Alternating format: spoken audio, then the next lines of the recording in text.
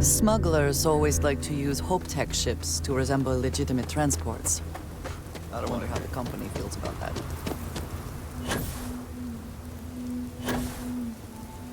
Yes? Keep an eye on your valuables.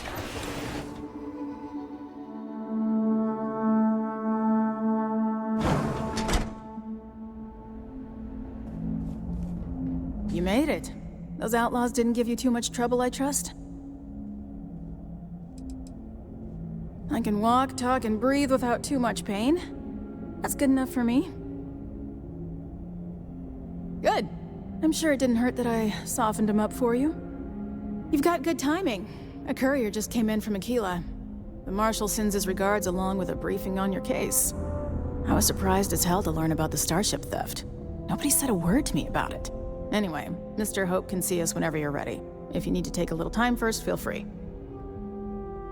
His office is upstairs. He's in a meeting, but it should be wrapping up. Come on.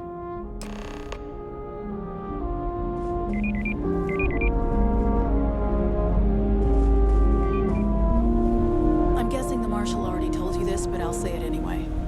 Ron Hope isn't just the founder and president of Hope Tech. He's on the Council of Governors. The Council oversees the Freestar Rangers, so don't rile him up. I've spent a long time trying to build a good relationship with Hope. He comes on a little strong, but there's a lot to admire about the man. Everything you see around you, he built. Pretty much everyone in this town owes him for their livelihood. Can't begin to imagine the kind of pressure that must put on someone. All I'm saying is, try to show a little respect. Don't spring for the extended warranty. You just won't need it. All the way up. Is it just me, or does Enjoy your every visit to executive Hope in Tech. Settled Systems have an office on the top floor? I guess being above everyone makes them feel like they're, well, above everyone.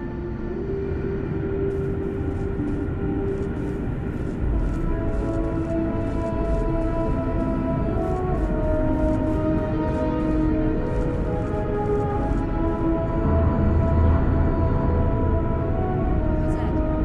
We had to break in the stuff. It's a worthwhile trade-off. As for parts, we could try outsourcing. Do a contract with scavengers, maybe, but that's a decision that's got to be made upstairs. Well, talk to Elaine about the scavengers. It's not a bad idea, provided we get a good deal. And I don't mean a fair deal. I mean a good deal. Remember, it's not just our bottom line that matters. We're also responsible for the welfare of everyone in the factory. We look out for our people here, Burchett. That's a point of great personal pride. Excuse me, Mr. Hope? Well now, the Freestar Rangers. At last! Ah, damn, good to see you here. I think we're done here, Burchett. Yes, sir. This is the deputy I told you about. Splendid. Splendid! It's a noble calling, being a Freestar Ranger. We certainly could use more of you.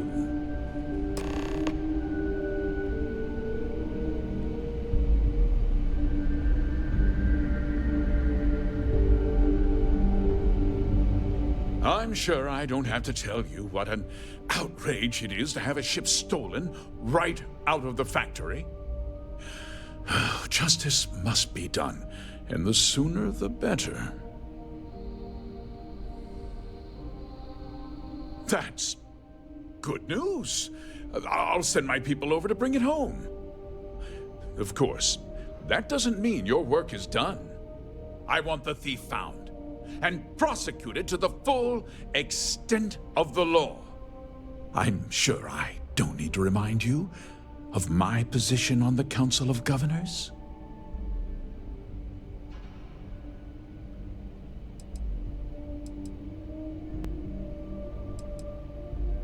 You'd better learn some respect, Deputy. One dispatch to Aquila City, and I can end your brief career in the Freestar Rangers. Good. Assert yourself now, so he knows you cannot be pushed around.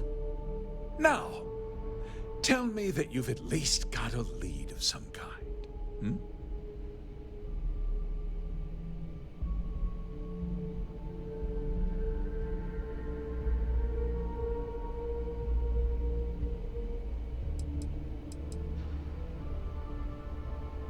Though what happened after the ship was taken doesn't concern me. What does concern me is making sure that this doesn't happen again. Well, I'm not sure I can be much help, but I'll answer whatever questions I can.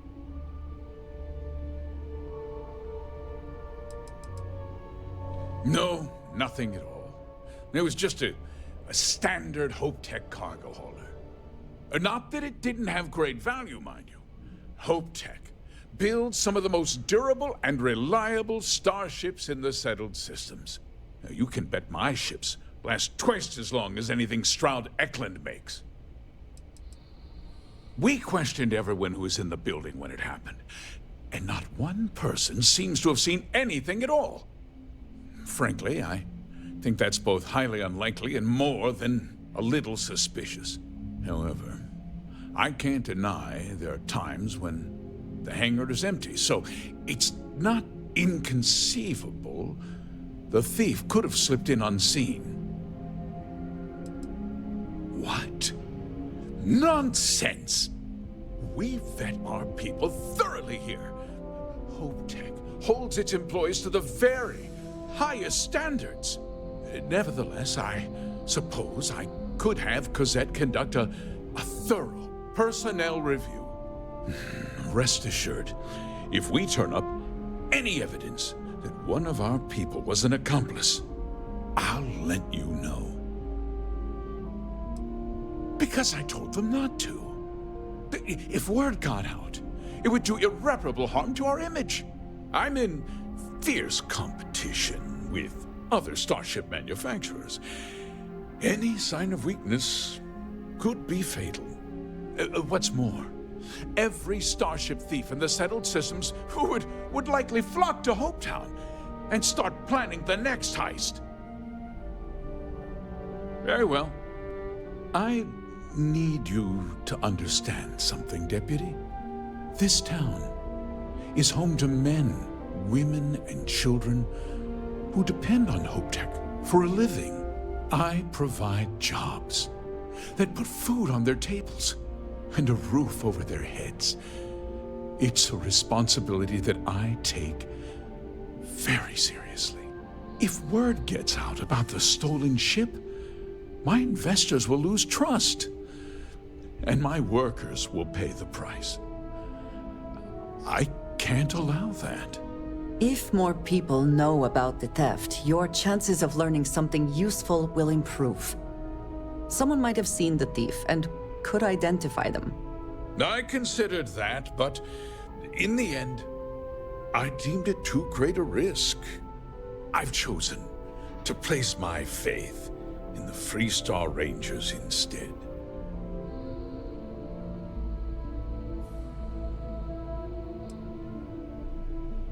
I hope so. I'm sorry to interrupt, Mr. Hope, but there's been a development. Not now, Cosette. I'm in the middle of something. But sir, we have new information. I've just received a report that the stolen ship was seen landing at Neon just after the theft. A breakthrough at last. Well, Deputy, it sounds like you'll be heading to Neon, which means I can get back to work. Remember what we discussed. My people are depending on you. Hey, can I get a word?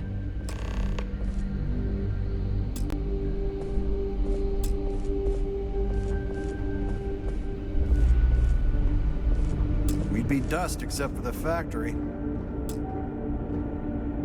That wasn't as helpful as it could have been. Still, at least you know where to pick up the trail. Let's hope. So, guess you're headed for Neon. There's a ranger stationed there. Name's Jalen Price. He's a little different than the rest of us. But Neon's a different kind of place. He's what I'd call a pragmatist. He sees things for what they are. He's also well-connected, which means a lot on Neon. You should listen to what he tells you. It'll keep you out of trouble. Well, we could talk for an hour about that. The short version would be that crime, law, and justice don't exactly mean the same things there. The badge doesn't carry the same weight on Neon, so you might have to get creative. He should be able to help you out. Well, we've both got work to do. It was good to meet you, Deputy. Thanks again for helping me out up there. I'll be taking it easy for a couple of days. Need time to heal up. Then, I need to get back up there and keep an eye out for more pirates. I'm hoping to track one of their ships so I can find their hideout. Guess we could both use a little luck, huh? No problem. Good luck on Neon, Deputy.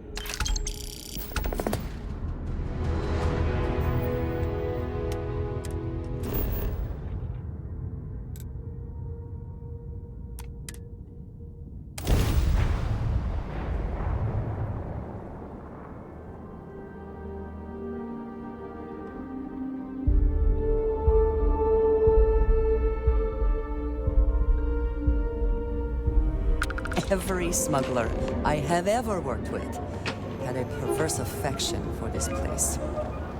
There is little question that region has some influence here.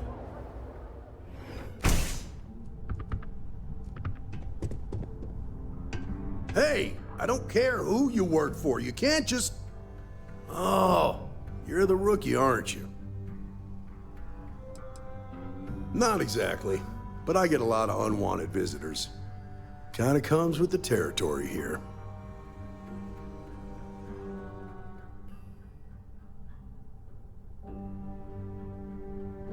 The one and only. Well, the Marshal's message said you were following a lead about a stolen ship. Truth is, a lot of stolen goods flow through here, but this city is real good at keeping its secrets, even from us. No. I think you should be careful.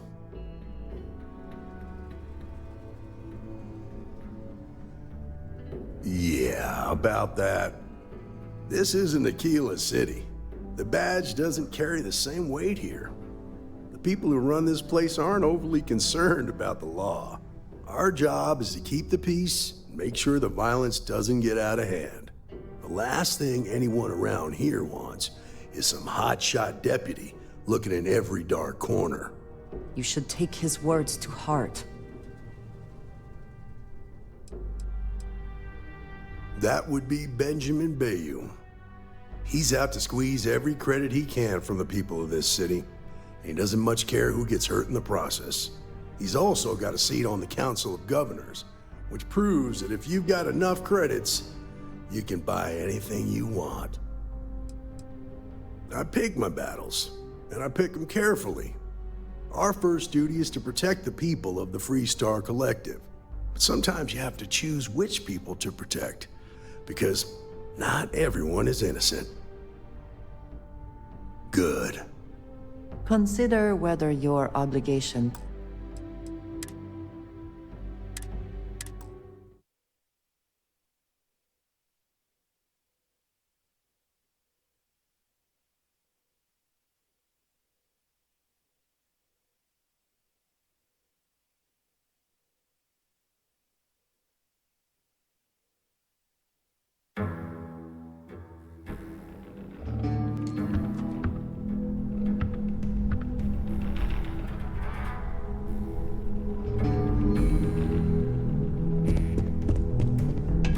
Hey, I don't care who you work for. You can't just...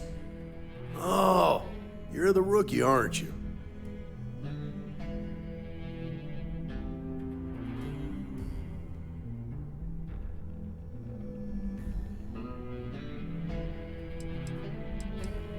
The one and only. Well, the Marshal's message said you were following a lead about a stolen... Truth is... Yeah, this isn't Aquila. The people who run this place aren't overly... Our job, the last thing... you should take his word. Rookies. With an attitude like that, at least I know we will not be bored. Your stolen ship would have had to land at the spaceport. If it was right off the factory floor, it would have stood out. There's a guy I know, Billy Clayton, does maintenance work around the city and keeps an eye on ship traffic for me. I'll introduce you, but don't expect a favor. Even if it doesn't cost credits, nothing in Neon is free. Stay out of people's business until you can. Be willing to let the small stuff slide. Don't break up a fight unless it's getting out of hand. Most of all, don't assume that badge will protect you. Of course, Neon's full of desperate people who have nowhere else to turn. For some, it's drugs. For others, it's gambling. There are a lot of ways to lose everything in this city. My rule is simple. If someone brought it on themselves, I don't get involved.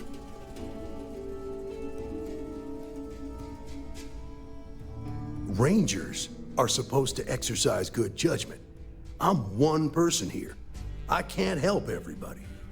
The best I can do is try to protect the ones who are innocent. And believe me, it's a full-time job.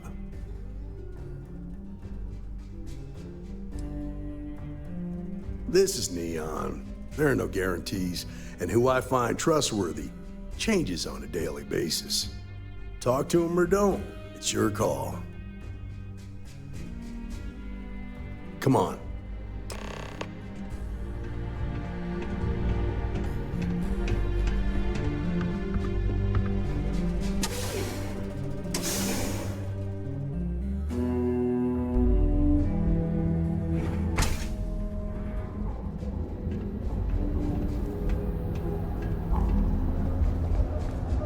That was pretty impressive how you volunteered to help out with the bank heist in Aquila City. Yeah, I read all the reports. You learn quickly that in Neon, staying informed and staying alive are closely linked. What stood out to me was that you didn't lose a single hostage. No wonder the Marshal tried to recruit you right away. If he hadn't, it would have made him look like a fool, having some random stranger step in and do the job he couldn't. Now, if someone tried to hold up a bank here, they'd be gunned down.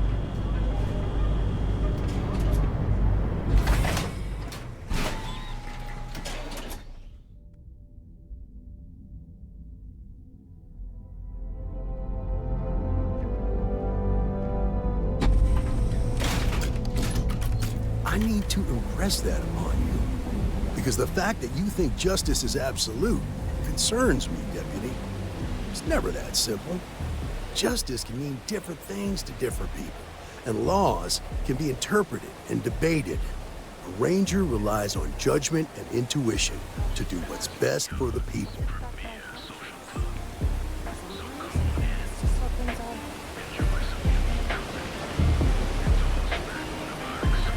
Not interested.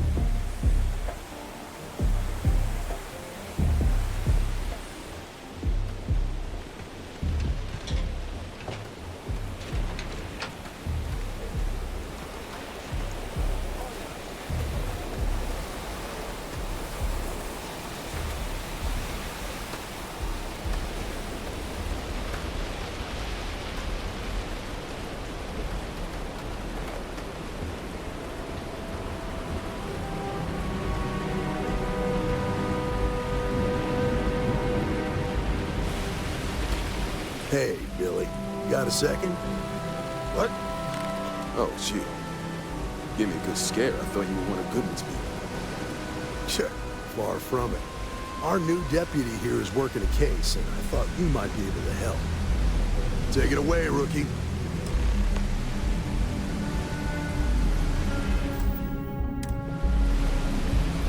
What do you need?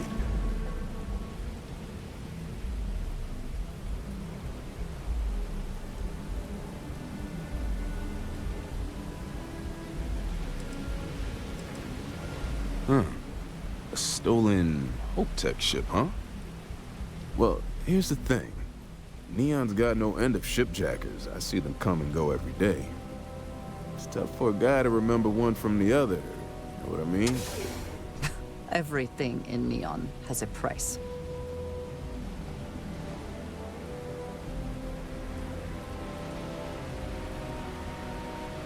Yeah, well, I'm one of them. I can help you, but right now my life is in danger, and I haven't even done anything wrong. Freestar Rangers are supposed to protect the innocent, right?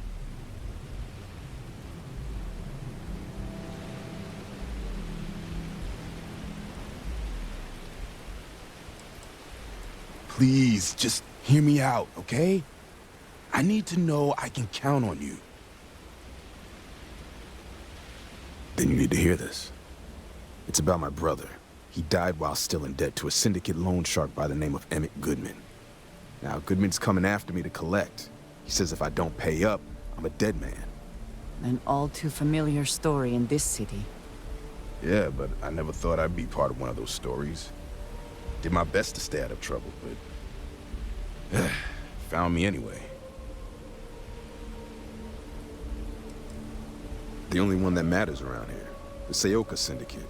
They pretty much run the city. That being said, rumor has it that Emmett Goodman is on the outs, so they might not miss him much if he were to disappear. From where I'm standing, seems like our problems are intertwined like a couple of fuel lines in a thruster assembly.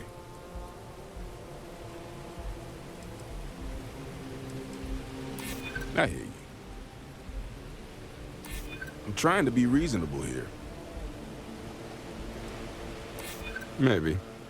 Yeah, I need to think about it. Sorry, but I can't. I'm sorry.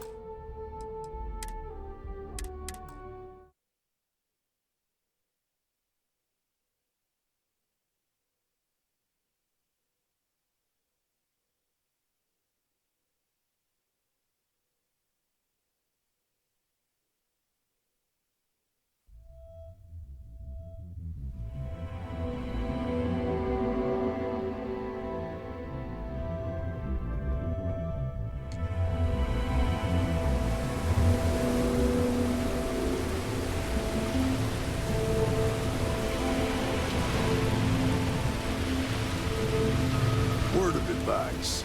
Be careful whose bad side you get on. What do you need? Helps you get a better job? It basically pays for your A stolen... Well, here's the thing. Neon's got no end of shipjackers. I see them come and go every day. It's tough for a guy to remember one from the other. You know what I mean? Everything in Neon has a price.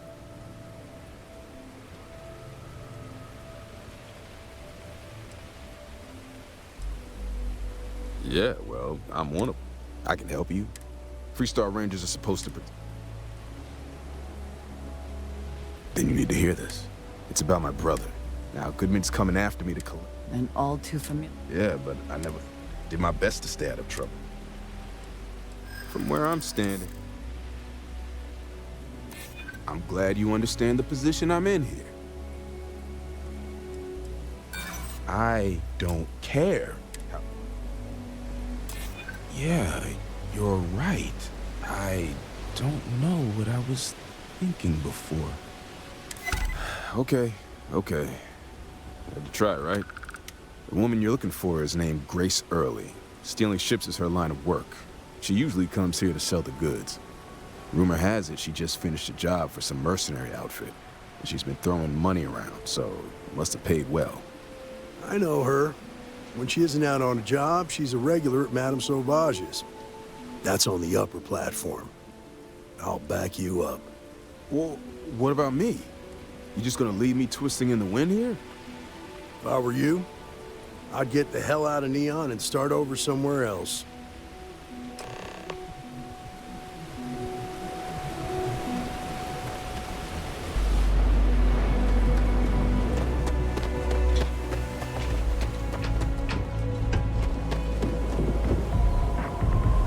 What was the name of that guy that contacted the job? I don't know.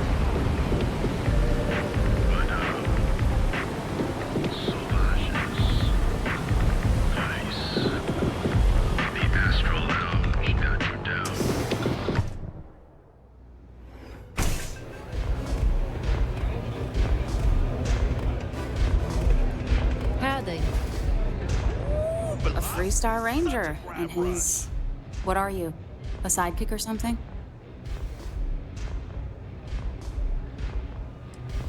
Now that's what I call real conviction.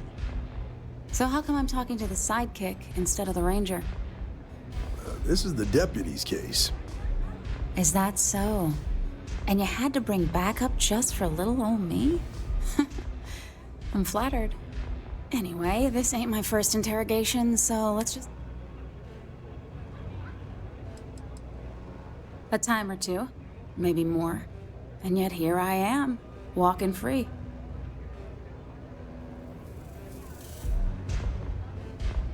Aw, ain't you polite? I'm guessing this is the part where you tell me that you've got questions and that you expect me to answer them. That sound about right?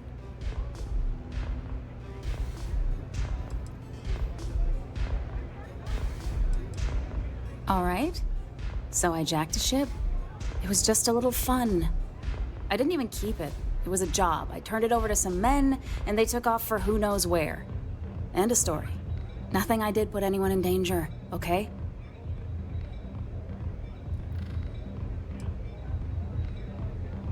Hey, all I did was provide them with transportation.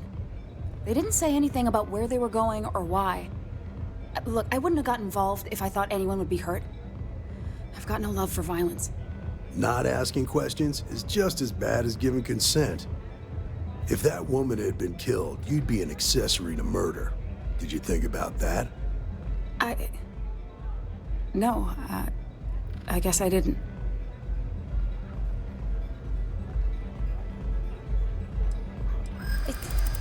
It's...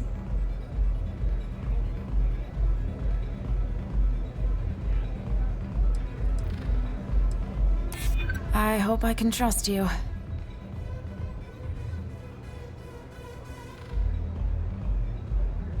Yeah. I hope so.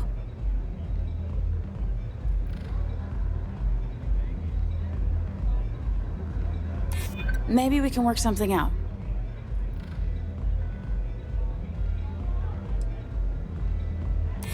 Maybe I can make an exception. I guess if I can't trust a 3-star ranger, then I can't trust anyone, right? I was approached by a woman named Maya Cruz. Said she was a senior member of the First and that she had a job for me. She was working with someone inside Hope Tech and pitched me on the idea of jacking a ship right out of the factory. We were deep into planning the job when she had some kind of medical emergency. She said she needed surgery and would be in recovery for a long time. That was a few weeks ago. Haven't heard from her since.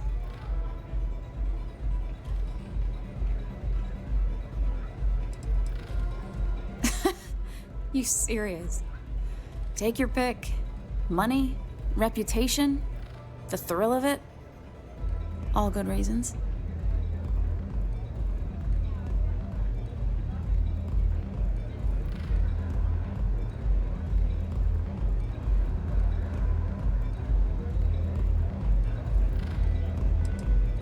Only some kind of offhanded comment about their client wanting to expand the operation ahead of schedule.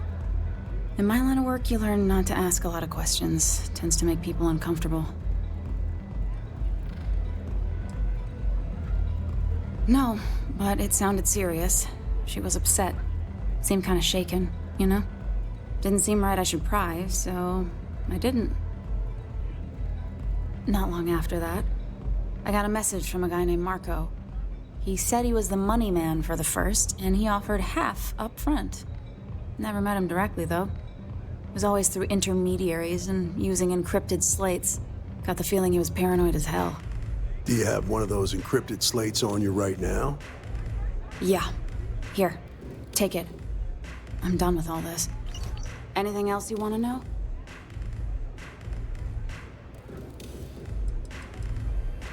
Nothing, really. I was told when and where to meet them. They paid me what I was owed, and that was it. Not so much as a hint. I'll tell you. He's as cagey a fixer as I've ever met. Bankrolling the First must take a lot of money. I'm sure he's got all kinds of side hustles going on.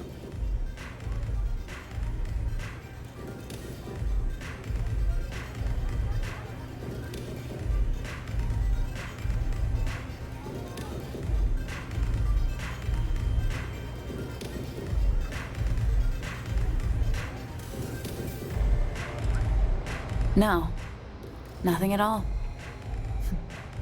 Left me feeling a little disappointed, given how well they paid me.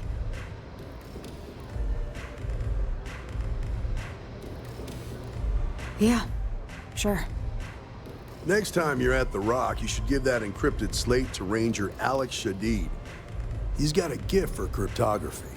If anyone could crack that slate, it'll be him. I'm gonna head back. Good luck, Deputy. Then I'm free to go.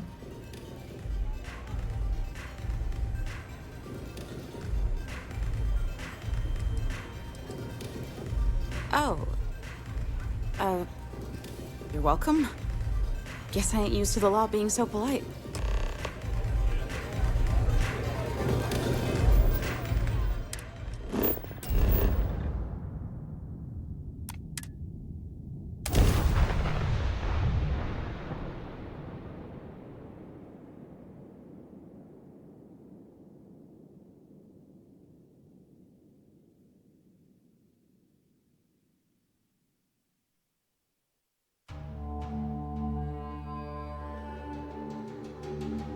This city is so large, yet retains a sort of rustic feel. I find it comforting.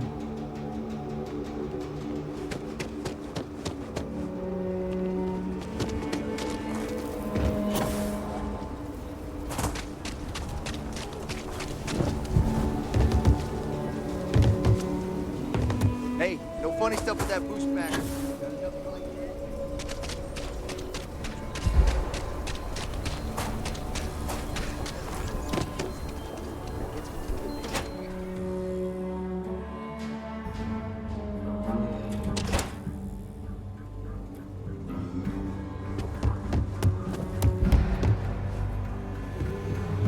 Tequila's really the heart of what I started.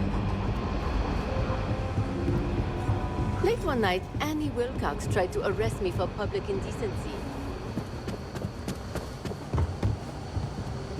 Might be hard work, but it sure beats living under the boot.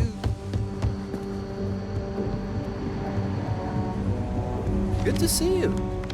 Hey, I wondered when you might come by. I'm Alex. Nia's report said you were heading for Neon? I've always wanted to go there. What did you think?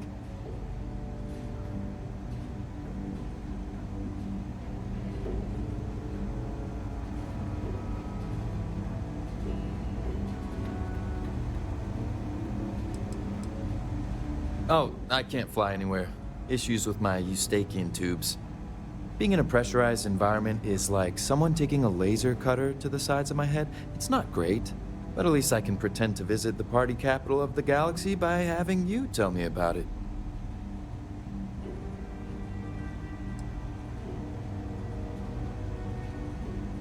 What?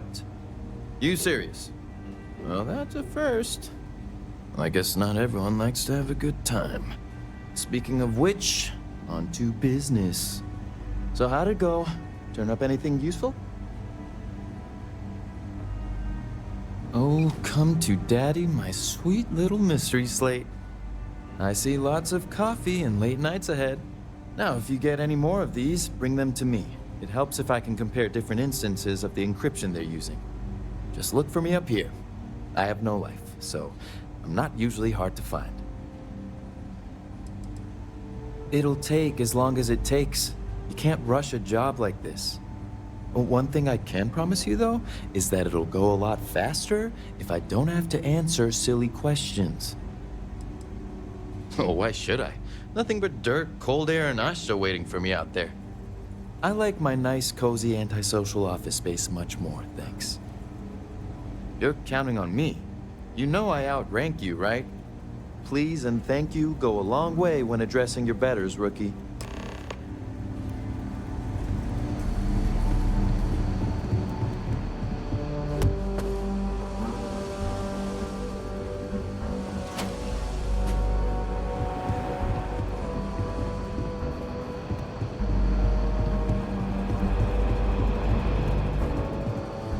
Let's talk for a minute. Welcome back. Any luck finding out who stole that ship from Hope Tech? Glad you got a chance to meet him. Sounds like you're making real progress.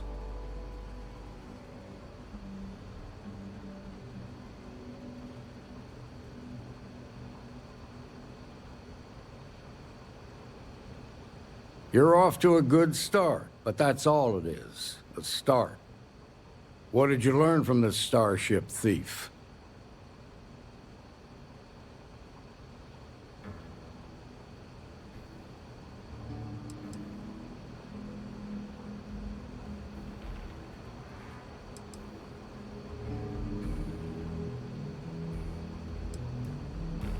Now we're getting somewhere. Sounds like you've got a couple of new leads to follow up on. I have a guess who Marco might be. I served with Maya Cruz. She's a technical genius and an expert hacker. I could give you some background if you want it, or we can go straight to planning your next move. There was a mech driver in the 1st Cavalry named Marco Graziani. He came from money. And when the 1st Cav got a reputation as the top unit, he transferred in. Rumor was that bribes made it happen. Marco had a knack for getting hold of anything we needed. There was talk the family fortune came from smuggling, and I believe it. He had this dream to become a wealthy businessman when he got out. But I guess that got put on hold when they locked him up.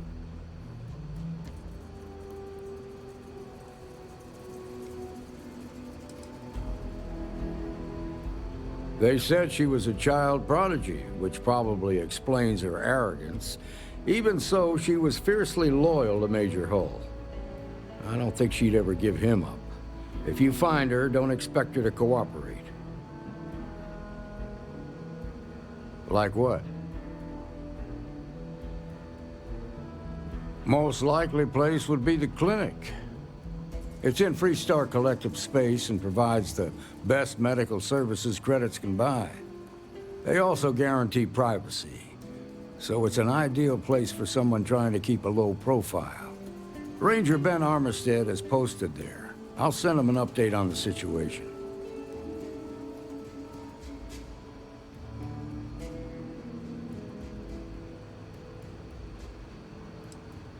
Around the time he got out of jail, we started hearing Marco's name in circulation. Word is he's heading up a smuggling racket. Based on what you've learned, I'd presume he's funneling his ill-gotten gains to the 1st. Ranger Autumn McMillan is out at Red Mile right now, looking into the smuggling operation. I suggest you pool your resources. Just remember, that's outside Freestar Collective space, so we've got no jurisdiction there. Your priority is to gather more intel about the 1st. What are they planning? Who are they working for? Where are they headquartered? Just remember that your targets were locked up because they were loyal to their unit. They think the Freestar Collective betrayed them. In other words, you ain't gonna get a warm welcome, so be careful. Good hunting, Deputy.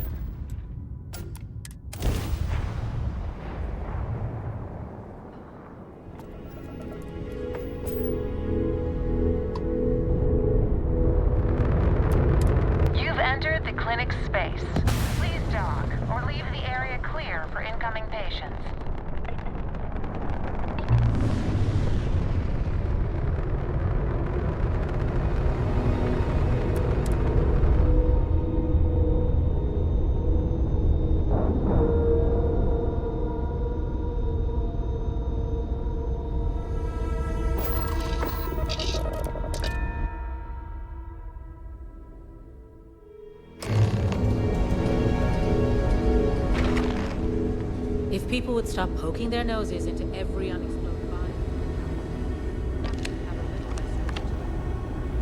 How are you doing? Yeah? Got some trouble? Oh, now hold on a minute. You're the new deputy, ain't you? Yeah, the marshal's been sending out reports, keeping us all in the loop in your investigation.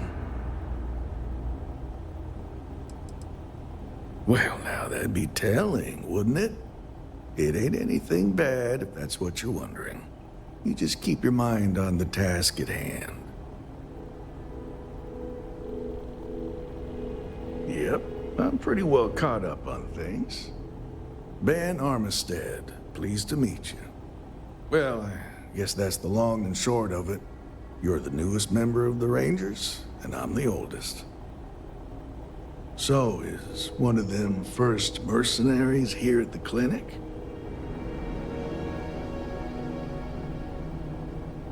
Well, every ranger knows it's important to trust your instincts.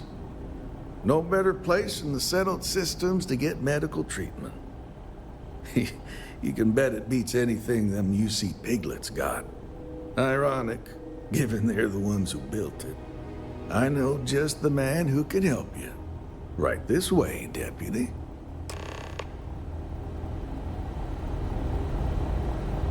Now, just between you and me, I ain't entirely sure why someone felt the need to station a ranger out here. I'm not much more than a glorified bodyguard for Dr. Darvish. She's the one in charge around here. And she's also on the Council of Governors. Most of the staff don't seem fond of the idea of me being here, and I ain't fond of them right back. Bunch of stuffy eggheads, if you ask me. Except Ari, that is. He's about the only one I can have a conversation with. Hey there, Ari. Working hard or hardly working? Hey, Chief. A little more the former than the latter. What brings you by? Well, the deputy here could use some help. Came looking for someone who might be a patient. I'll see what I can do. Well, I'll leave you in Mr. Miller's capable hands. You need anything else, I'll be in my office. I'll try to help you, but our computer systems have been having some issues.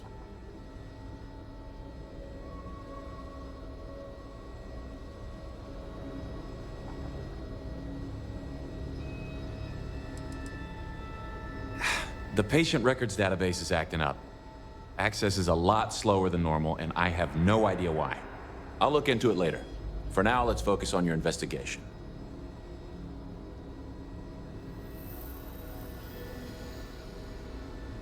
Huh. Well, we don't give the patients free access to our computer system, so I doubt that's related. Still, it's worth keeping in mind. So who's the suspect you're after?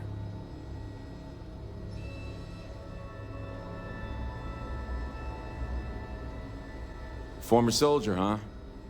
Yeah, they say war changes people forever. Makes me sad, the thought of soldiers who come home and don't fit in anymore. The name's not ringing any bells, but maybe we can approach this another way. Do you know what was wrong with her?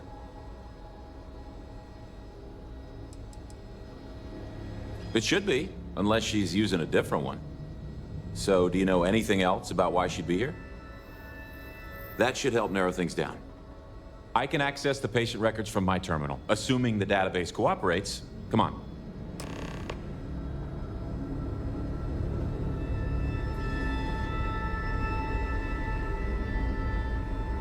Have to keep an eye on these doctors, or they'll work themselves to death. Cool spacesuit. Okay, give me just a minute here.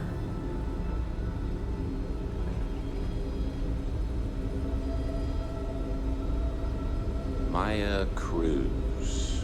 Maya Cruz. Come on, Maya. I need you to be in here. Okay, finally. Here we go. Oh. No matches found for a Maya Cruz.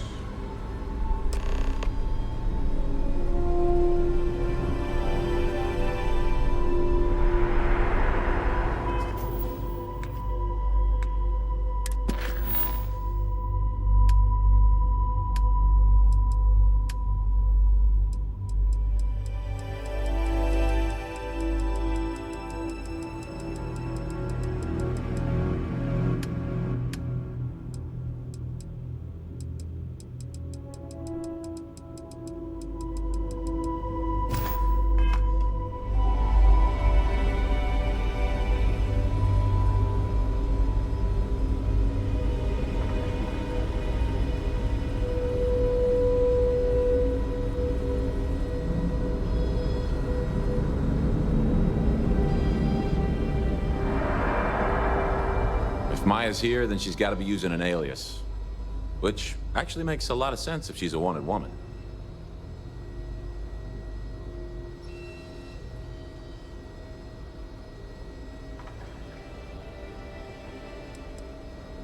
I guess it's possible.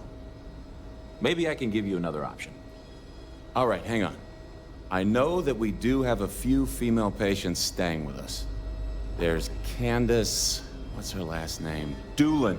Candace Doolin. And then there's the Nakamori woman. I think her name's Jane.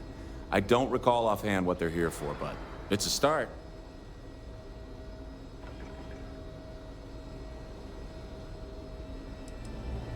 Off the top of my head, yeah. That being said, we don't usually have a lot of patients staying here at any one point in time. Most people can't afford it.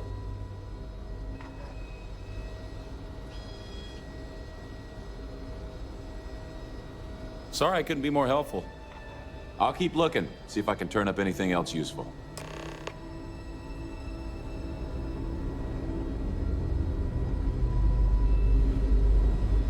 Ever wonder how the Crimson Fleet seems to be everywhere? It's because they have little outposts everywhere. Take credit for your so many thoughts, as they facilities say. abandoned after the Colony War. The stars are bright. All over the southern Then seas. I shall be sure to say it. Thank you for the conversation and everything. Excuse me, but you're clearly in the wrong room. Excuse me, what gives you the right to come in here? You're not my attending physician. Get out before I call for security.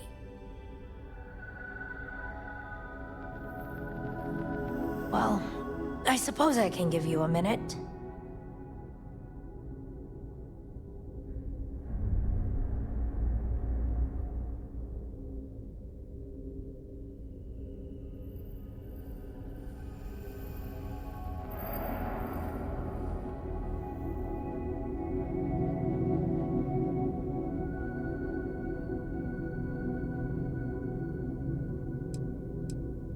Believe me, I hadn't intended to stay here. I'm a courier. I was transporting certain sensitive documents here to the clinic. My ship was intercepted by pirates. I escaped, but not without damage to my life support systems. By the time I reached the clinic, I was barely alive. I was rescued and placed in intensive care. That was 2 days ago.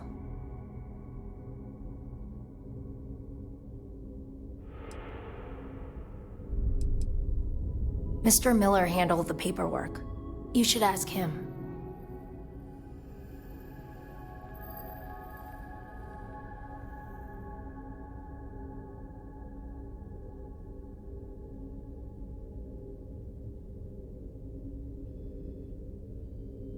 Goodbye, then. Excuse me. Well... Believe me, I'm a courier. My ship was in... By the time I reached the clinic, Well, the nature of my work requires a certain level of discretion. I've shared... I mean... It might...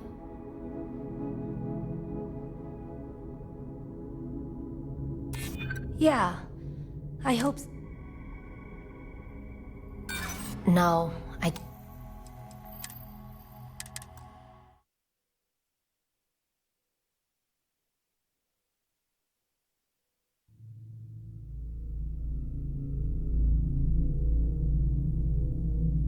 Goodbye, then. Excuse me. Well, I suppose I... Believe me, I'm a courier. My ship was By the time I reached the clinic, Well, the nature of my work requires a certain level of discretion. Much as yours does. I've shared all that I'm willing to share with you, Deputy.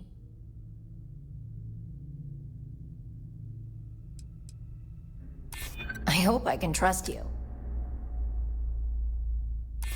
Yeah. I'm still willing to talk. Alright, look. Nothing I told you was a lie, but yes, there is more to it. You can think of me as a freelance information broker. I came here to acquire classified research materials so I can sell them. Yeah, I realize it's illegal, but it's a victimless crime. Nobody gets hurt. As you can imagine, I'd rather this information not get out. I'm happy to compensate you for your understanding.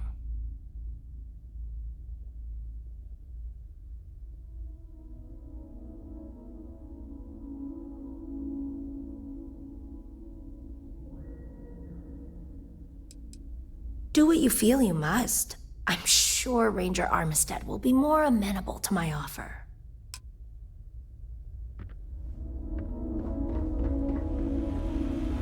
Just 1 week without something weird. Perhaps we should consider not staying long. Or breathing deeply. Why, hello. Are you here to keep me company? I do hope so. I can't get any of these doctors or nurses to slow down and just chat for a while. They all claim they're too busy. Taking care of patients isn't just about running tests and doing surgeries. The clinic's a lonely place when you've got nobody to talk to, after all.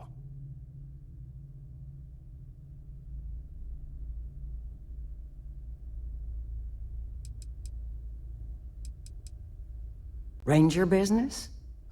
I can't imagine what for. Unless you're here to track down that no-account husband of mine, that is. You'd think he could be bothered to pay me a visit once in a while, given I've been here as long as I have. But no. All I get is the occasional letter apologizing because he's too busy to run the farm all by himself. So hire some help, I tell him. And then all he wants to do is complain about how my medical bills ate up all our money. Ugh. Truly, this is riveting.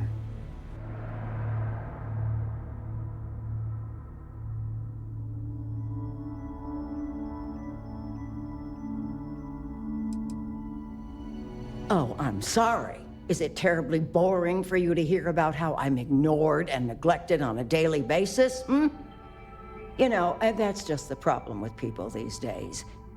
Everyone's got their head buried in a slate. Can't be bothered to talk to a real person. I swear, I'd get more companionship from a robot. You want to talk about questions, Well, I've got plenty of those. Starting with how come these so-called doctors can't find anything wrong with me? I've got no end of pains. Headaches, sore knees, a sore back, digestive problems, and all manner of other ailments. I keep telling them I must have caught some kind of alien virus. But these fool doctors can't figure it out. I'd had test after test for 3 months straight, and I'm damn near broke from the cost of staying here.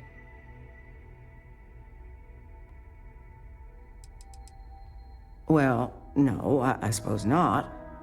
At least not yet. But don't be surprised if I do. Once they figure out this alien parasite or virus or whatever it is that's gotten into me. Pretty sure I have, but you lose track of time real easy in here. All I've got is these white walls to stare at and nobody to talk to. Makes the days feel, just about endless. Well, ain't you smart using them big words? If that's supposed to make me feel better, I got news for you. It don't. I thought the high and mighty Freestar Rangers were supposed to help others in need. Yes, me. I think that sterling reputation's getting a little tarnished lately. Well, go on then. Don't let the troubles of one poor citizen distract you from whatever higher calling you all answer to these days.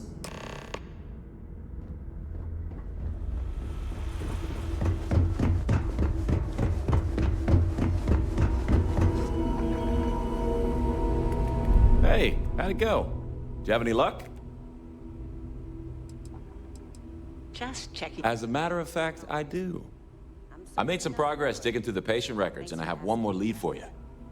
Her name's Catalina Rivera. She was rushed into surgery for some kind of emergency procedure. I probably shouldn't say this, but she was in real bad shape.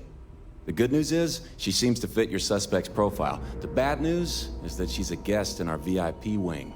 That area is restricted to authorized clinic personnel. Even I can't go in there.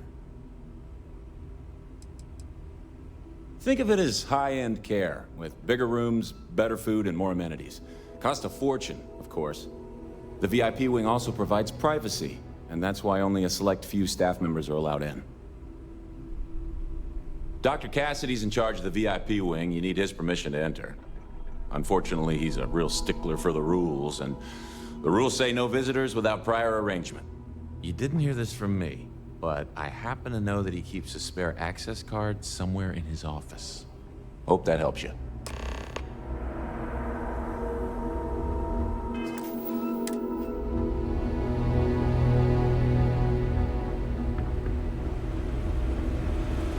How does she expect me to get all this done by myself?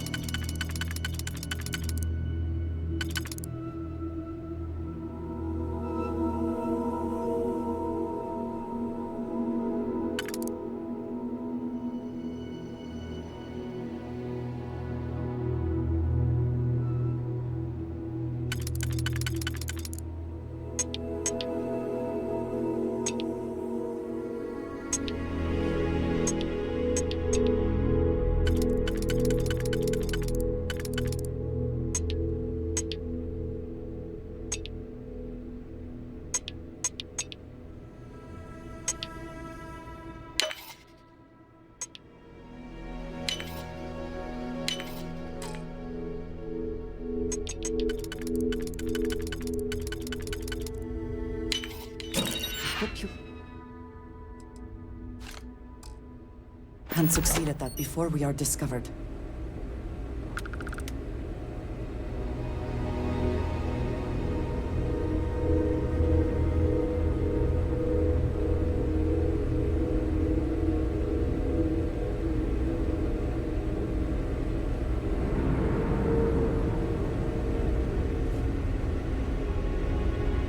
I look like I work here, right? A couple of patients didn't seem to think so.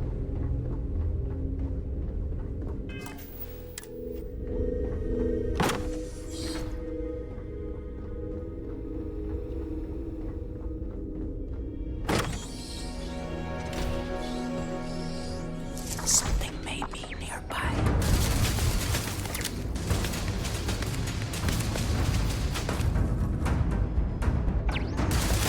Once again, we are triumphant.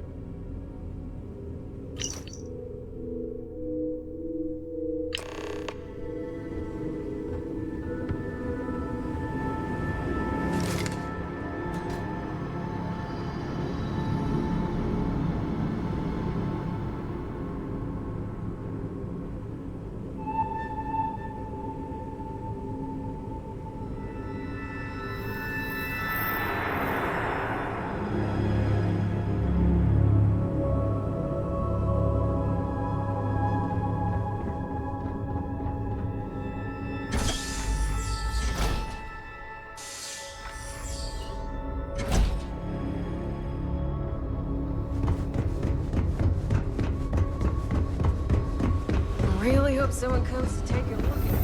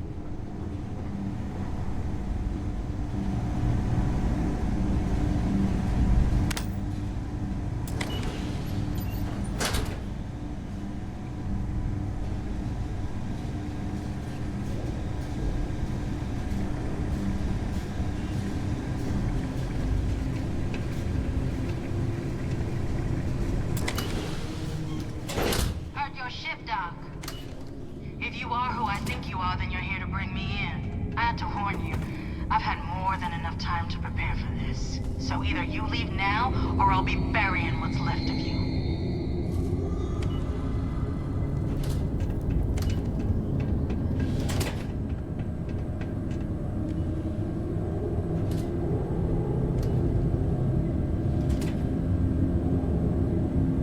If nothing else, the cold here provides an excuse to warm up together later.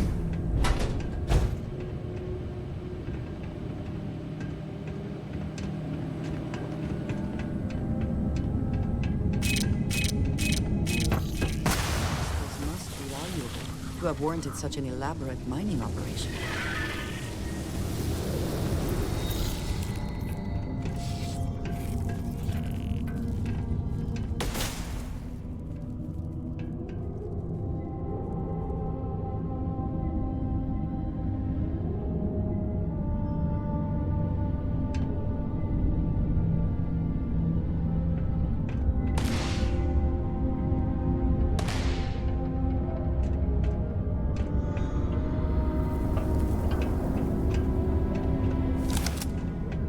Where have they gone?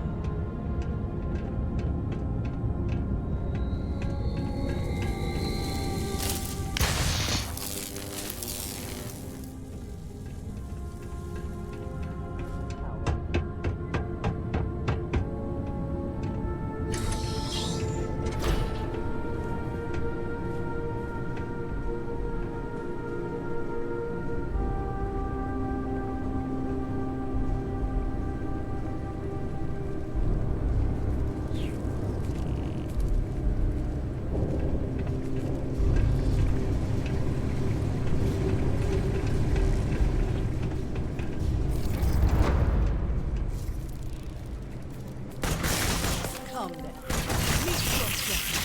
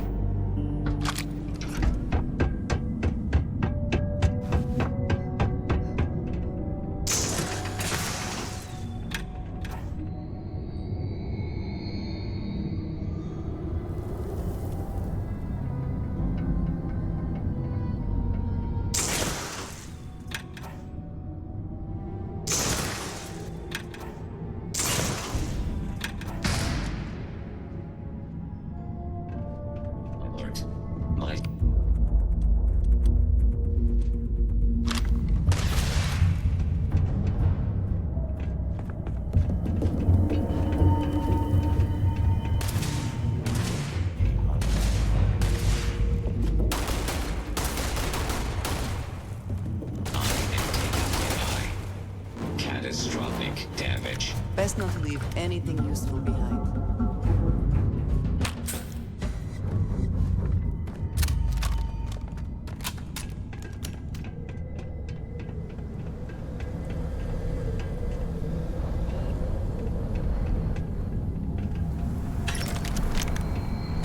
Spending time in a geode in space was not on my to-do list today, but it is very impressive.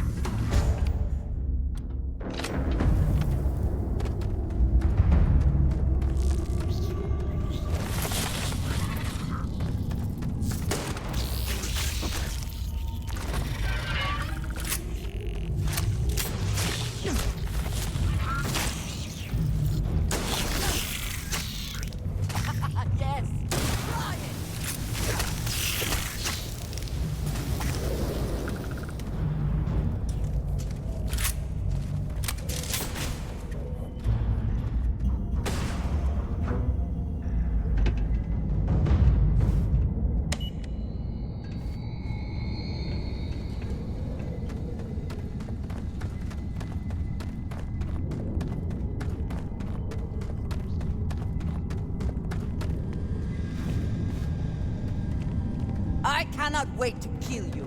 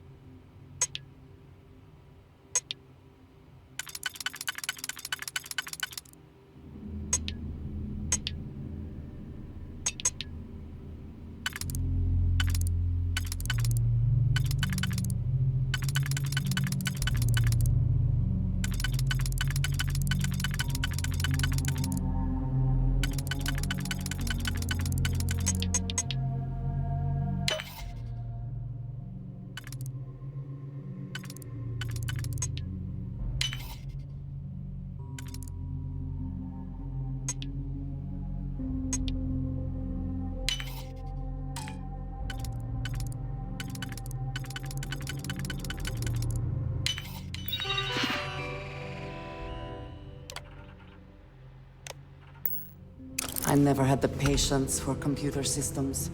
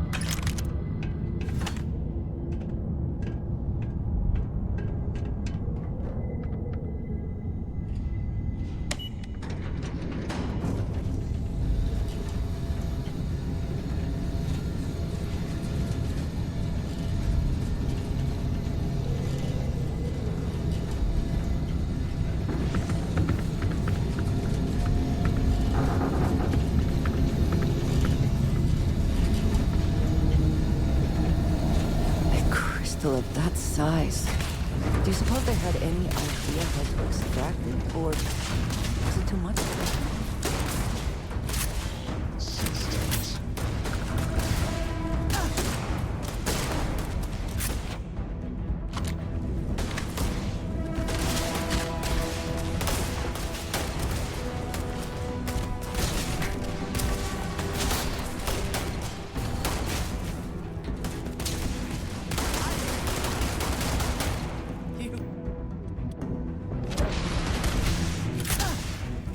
Threat neutralized. Did they have anything of value?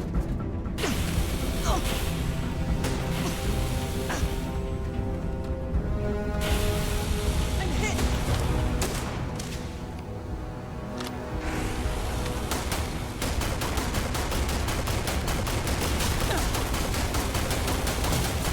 Good one. Have your head. Yes. Let's go.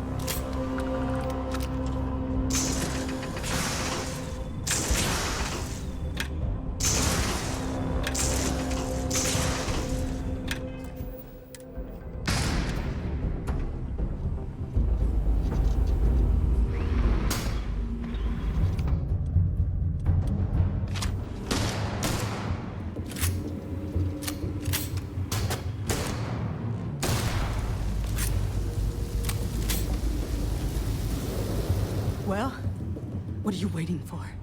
Finish it.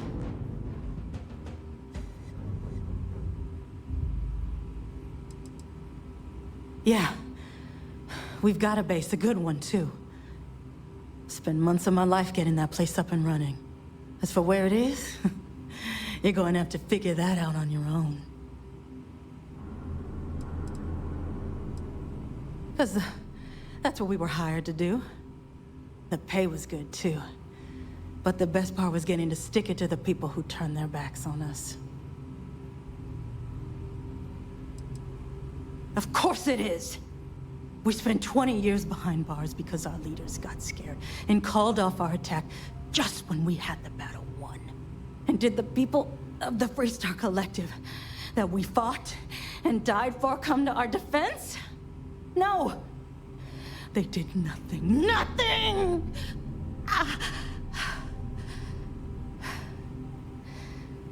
Well, now they can die. Just like most of our unit did.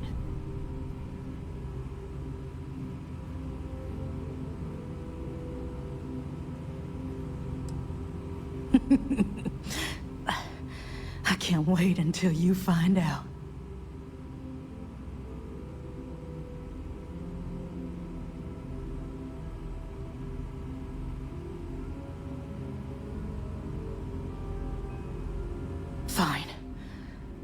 feeling conversational anyway.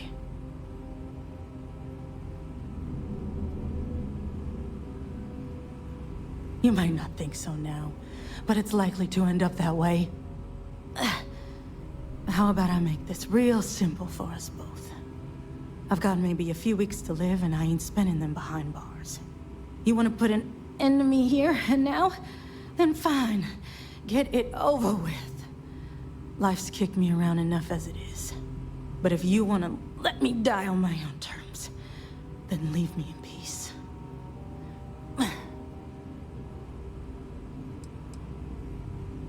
I've been abused or abandoned by everyone I ever got close to. Gave up on people and put my faith in machines instead. Wasn't until I came to the 1st Cavalry and met Major Hull that I felt I could trust someone again. Well, how about a test? Rangers are known to be handy with a gun. But here's a problem you'll have to solve with your brain instead. I've encrypted this slate. If you can crack it, you'll learn something useful. Now get out of here and leave me in peace.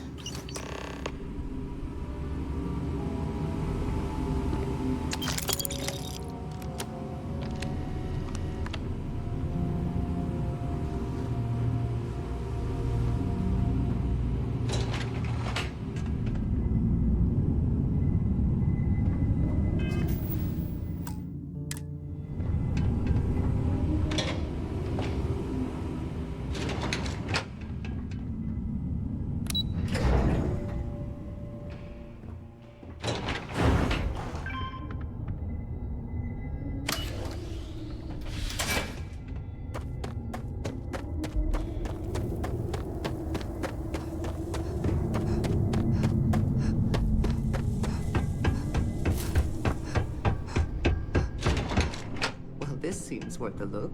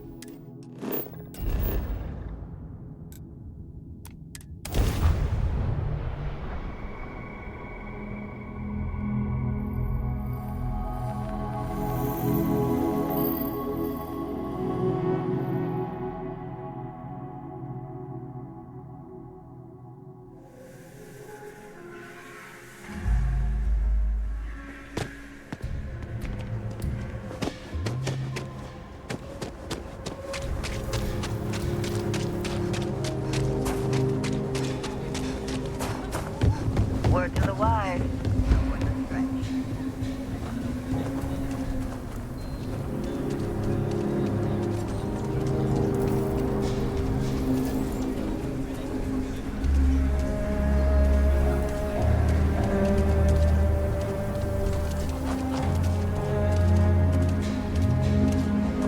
The Rock might have some work for someone like you.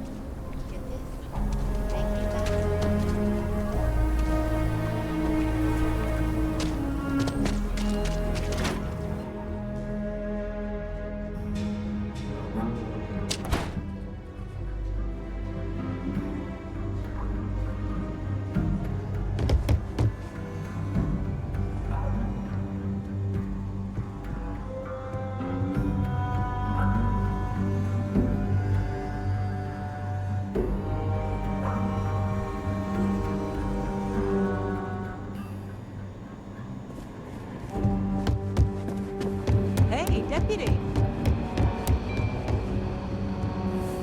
Hey there, deputy.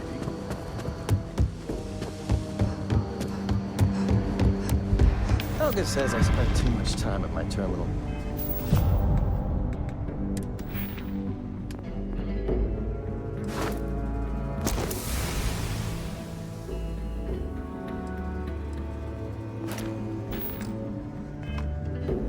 probably right.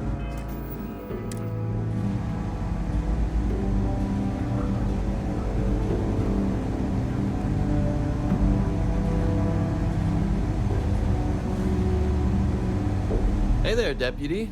Way I hear it, you've been keeping busy jumping from one side of the Freestar Collective to the other. How do you like the job so far?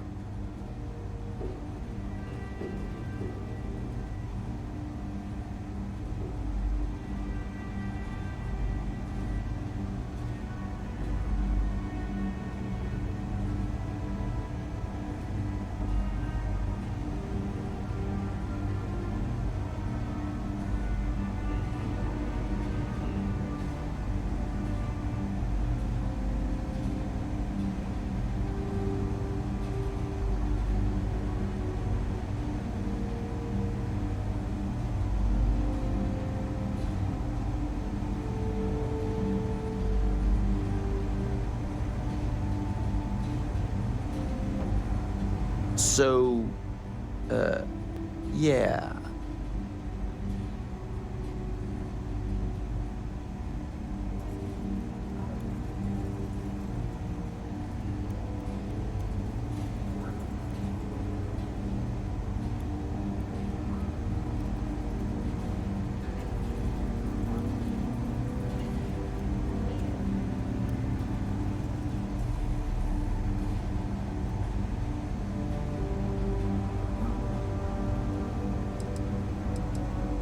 That's good to hear. So, what brings you by? It's going well so far. I think I'm close to a breakthrough. With enough data, I'll be able to tell you everything they're up to. Well, well, what do we have here? Well, this is new. Very interesting indeed. I'll see what I can do. If you can get me another one of these, it'll give me more context for the encryption and should speed things up. In the meantime, you be careful out there, Deputy. From what I've heard, these mercs mean business.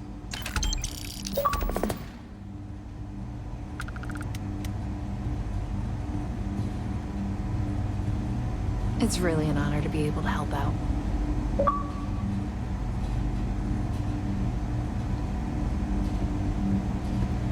I specialize in cryptography. A lot of smugglers use coded slates, so it comes in handy.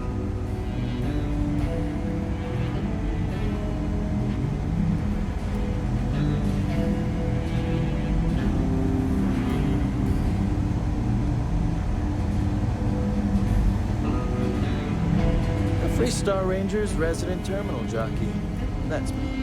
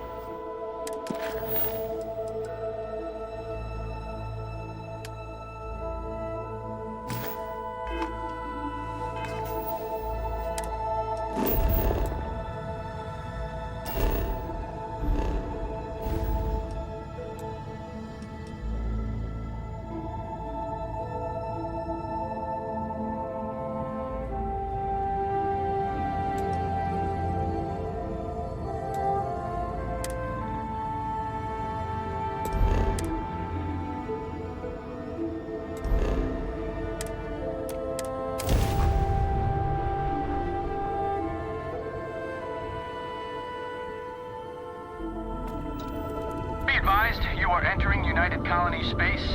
Please maintain course and prepare to be scanned.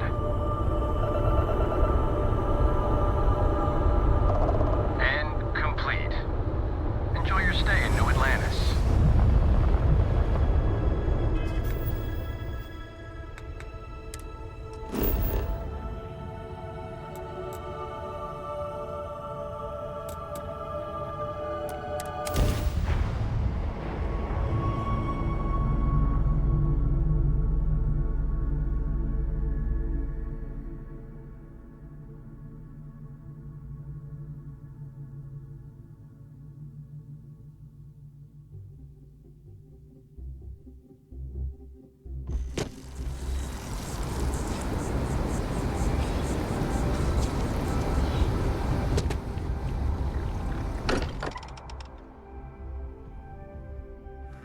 I not quite enjoy New Atlantis, but this...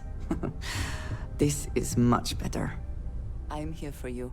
Should you need me, you will be lost without me.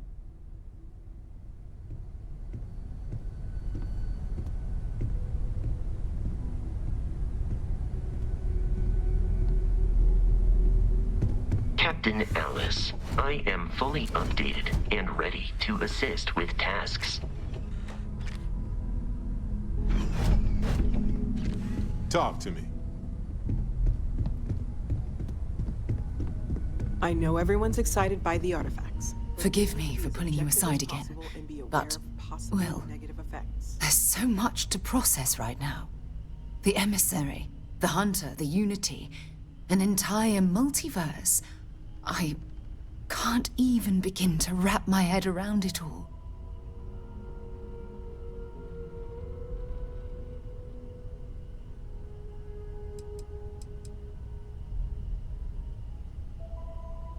I don't know where to begin. The fact that we are the origin of the Starborn. Humans literally reborn by entering the Unity. The same, yet different. It's unbelievable. I feel like most of the knowledge we've amassed in the last few centuries about the universe has just been made obsolete.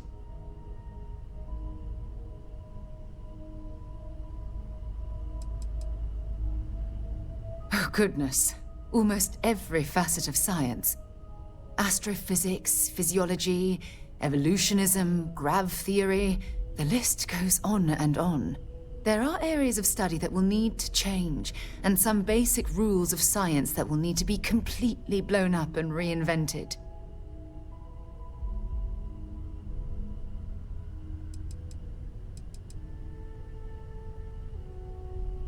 Yes, that's exactly right. Humans are clearly a victim of their own success. We've been pushing further and further outwards from our home, when we should have spent more time being prepared for the consequences. Our current problem relates closely to the nature of humans as a species. This rushed curiosity has led us to enter the Unity and become Starborn. It certainly is. Without curiosity, our motivation to explore would vanish. But in this case, there's a difference between exploring the cosmos and blindly entering the unknown without being prepared for the consequences.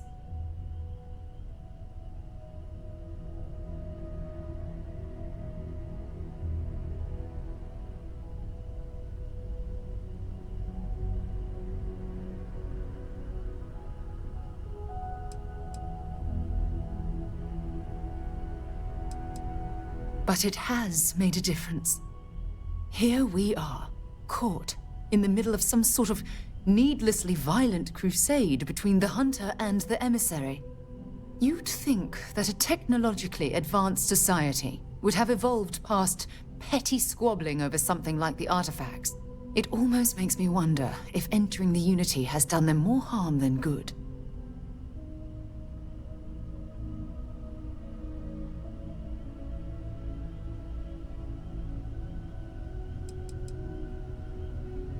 Oh, absolutely. Their arrival in our universe is much too timely to be for any other reason. It's also clear that the need to collect these artifacts are an obsession for them, almost bordering on an addiction. That leads me to wonder what the Unity has done to their minds and their souls.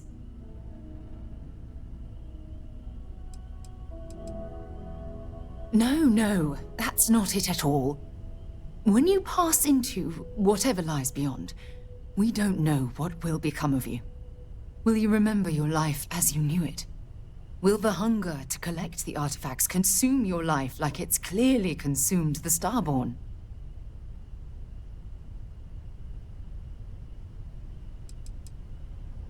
Of course not. I am, and always will be, an explorer at heart. My concern is how fundamental the change will be to ourselves as people. We don't even know if you'll remember anything about this conversation. I'm worried what that will mean between us.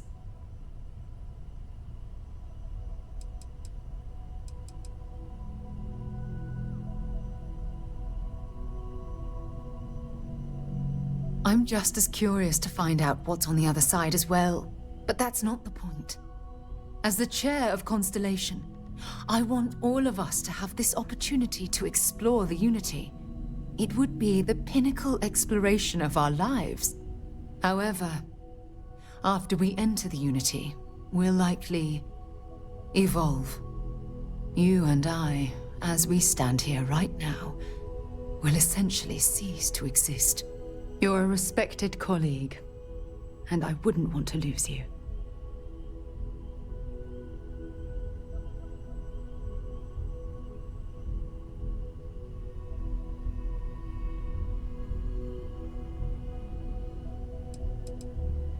I'm not sure. I'm guessing based on what we've learned. Even if I accompany you into the Unity, the question still remains. Would we know each other anymore? Even if we did, would we care? Part of what I do as chair of Constellation is weigh the costs of our expeditions. And this one, the cost is extremely high.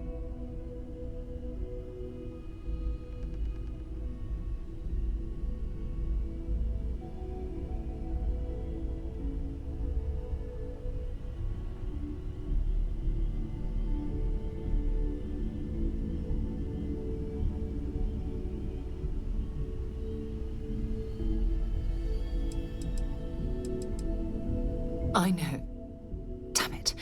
I know. Listen. I realize nothing that I say is ever going to change your mind or diminish the enticement of this incredible opportunity. All I ask is that you research the facts before you blindly stumble off into the unknown.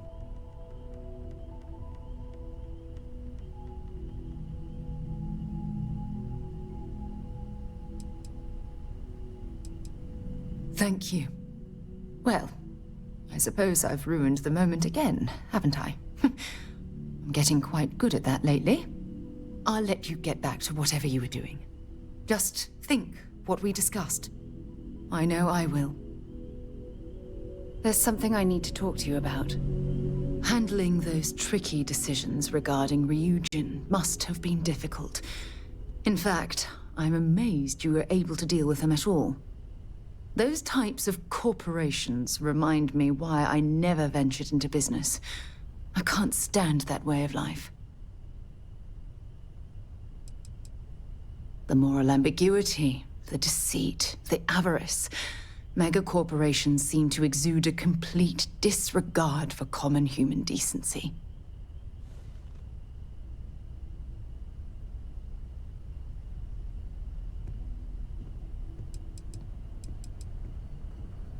I suppose you've proven that point already at Ryujin. After all, based on your recommendation, they've ceased their work on that disturbing neuroamp technology.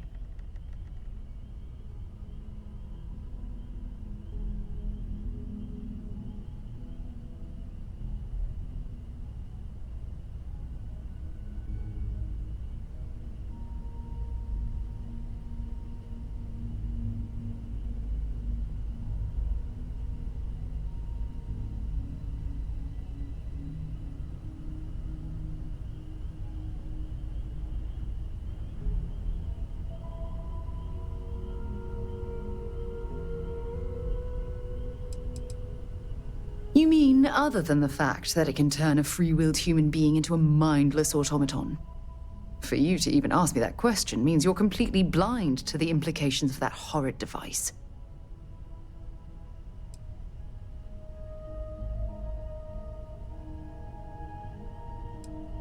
Why wouldn't I be pleased about your decision?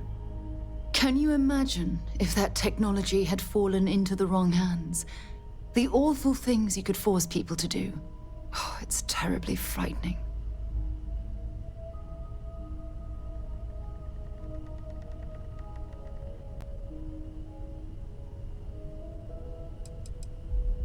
How about making someone forcibly end their own life? Or worse, pick up a weapon and start shooting at innocent people? Taking control of someone's mind and implanting suggestions is a terrifying prospect of this weapon. Yes, quite. Well, I've certainly taken up enough of your time. Thanks for letting me get that off my mind.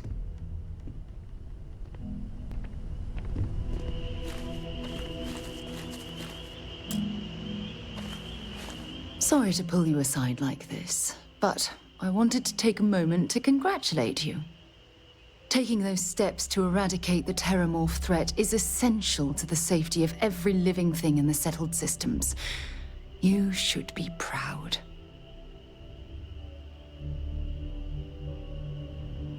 Yes, exactly. I'm glad you treated the situation with the urgency it deserved. I only wish that the United Colonies chose to exterminate the Terramorphs with the experimental microbe, instead of choosing this ridiculous Asili solution. Apparently, their decision was based on your recommendation. That was a risky choice you've made.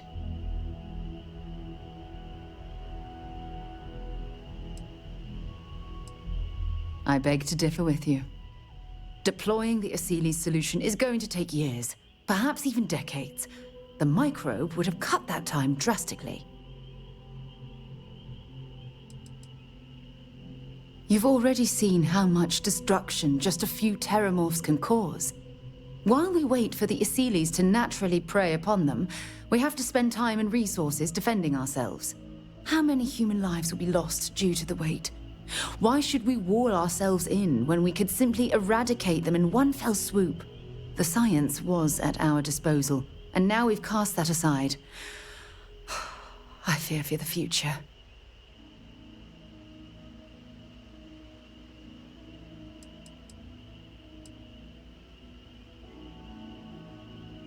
Unfortunately, there's no use dwelling on the past. You need to live with the decision that's been made. Unfortunately, locking away the Lazarus plant instead of eliminating it adds to the risk. Anything that accelerates the Terramorph life cycle should have been completely removed from the equation. Why take the chance?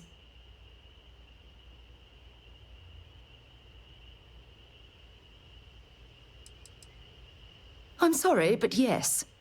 Your decision has denied us any type of safety net.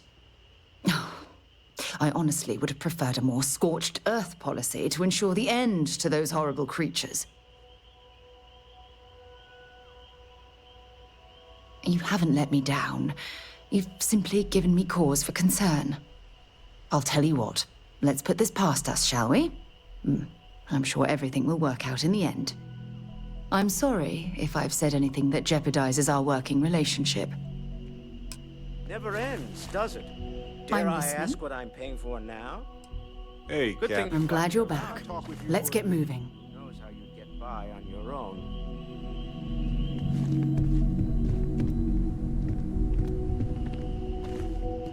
I'm all ears. Neon. You think it would be peaceful with all those calm waters and beautiful sunsets. But I can't think of any town that's more stressful. Reusion, Infinity Ltd. And there you were, navigating corporate bureaucracy like a professional.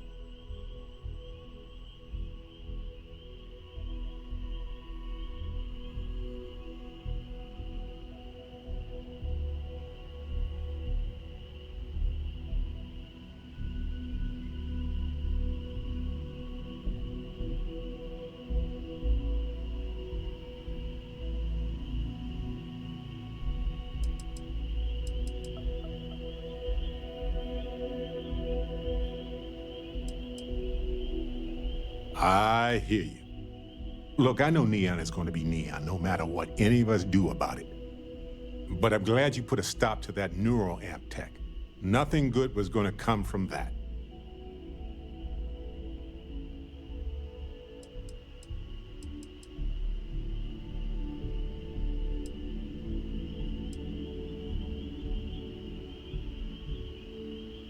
Anything else?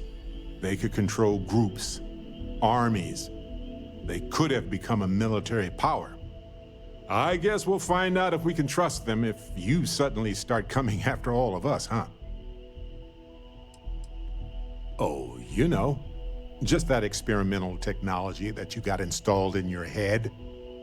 Anyway, not that I care a ton about the internal politics of some ethically dubious megacorp, but... So, Masako, huh? I mean, between her and Ularu Chen, I get it, but you don't trust her, do you?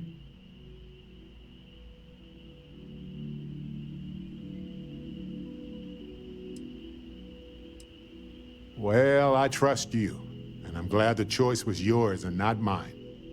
Anyway, you didn't happen to pick up any investment tips while you were in there? Just kidding. I don't even want to know. Let's talk. Know. When you have time, I have a lot of work course. to do. Analyzing some of Sarah's recent data from the field. We're going to collaborate on a study. I've always worked hard. That was the only way that I could get here. My work is all I have. No wealth, no connections. And my timing is all wrong. Sure. Maybe I'll take you I've out got a on minute. that seat sometime. After I get some more work done. It's been quieter around here ever since Vladimir went. We've always considered ourselves explorers, but stay safe, okay? Space is so hostile to humanity already, and you made it. No matter what you could have done differently, this will impact a lot of lives eventually. We'll have to mark it in the Constellation history books so we don't forget it when the Terramorphs are finally gone.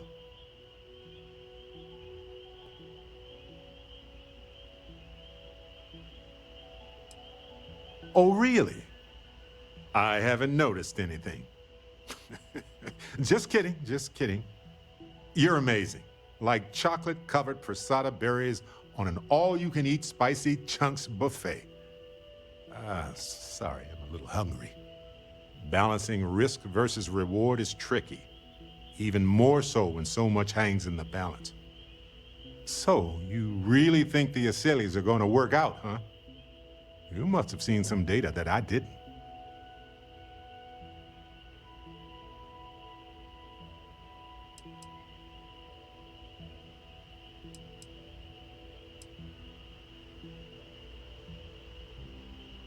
They're reliable is, I think, what you're trying to say. And yeah, I get where you're coming from. By sealing the Lazarus plant away instead of destroying it, I'm worried we've made things riskier.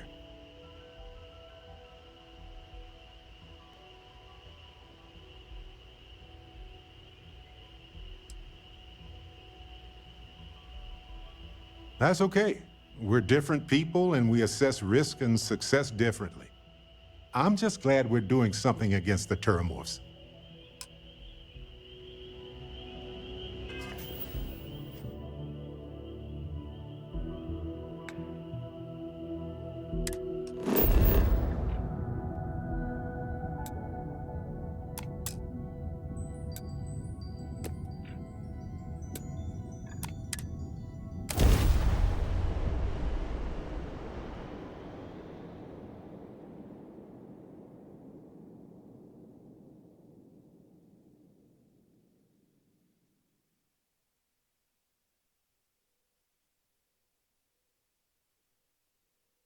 Please tell me you're not going to make us run the Red Mile.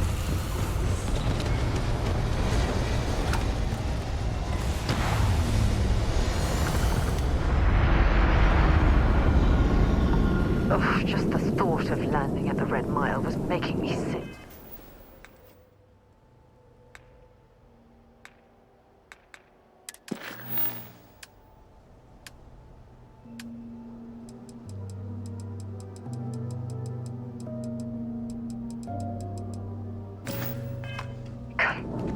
Now that we're here, I'm almost at a loss for words. Give me an excuse to air you out.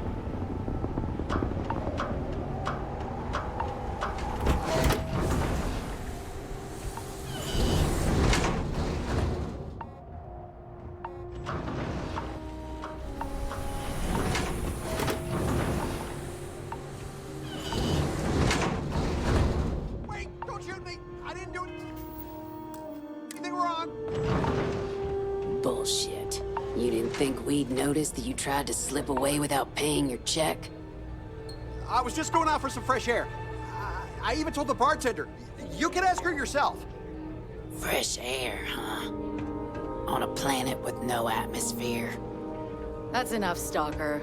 Lower your weapon. We don't shoot guests over a misunderstanding.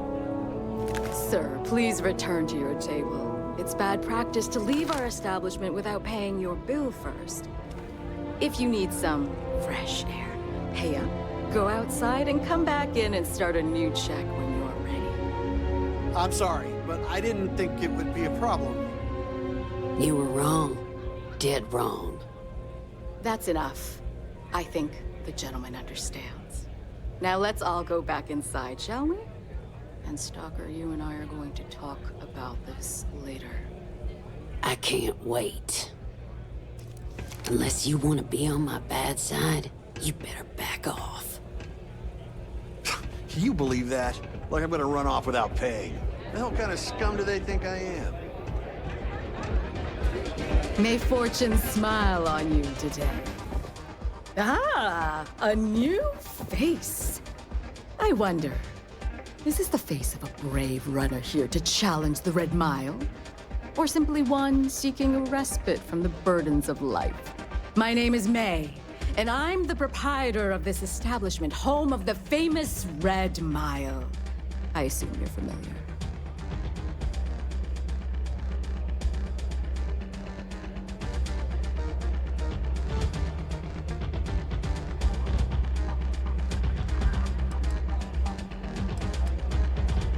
Never heard of it. Never heard of it?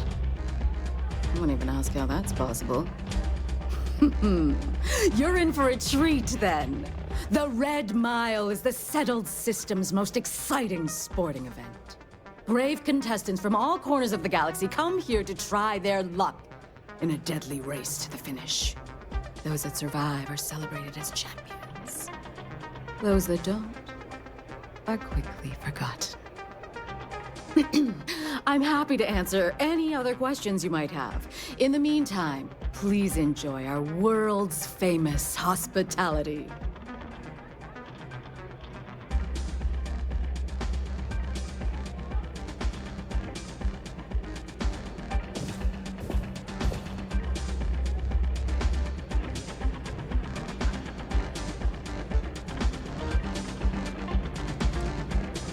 A rather open-ended question, but I'll do my best. Red Mile was once a notorious haven for the criminal underworld. Thieves, shipjackers, mercenaries, and smugglers would come here to do business, get drunk, and gamble. I cleaned the place up when I took over. I made it, if not quite a family destination, at least a safer one. Red Mile still offers a unique, exciting experience, but our clientele has improved considerably, and we offer a wider range of services.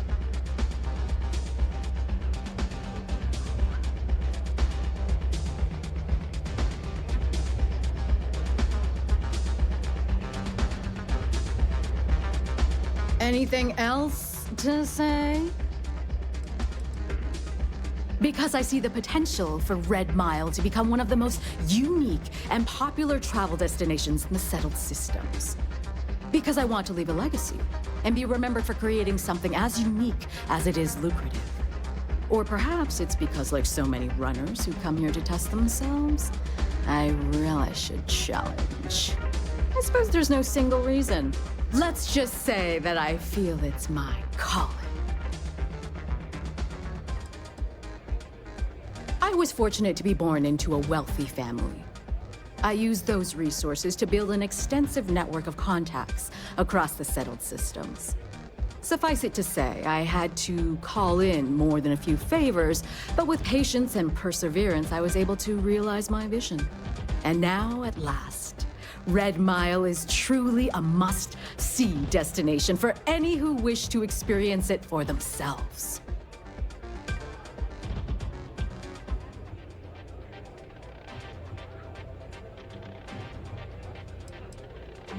Well, it's quite simple, really. Once you register with me, we'll have a little pomp and circumstance before sending you on your way out the big red door. Then it's a race to the buzzer at the other end of the course. You'll deal with obstacles and deadly creatures alike, while people up here place bets on how far you'll get. Make it back alive, and you'll stand to win riches and the admiration of your fans.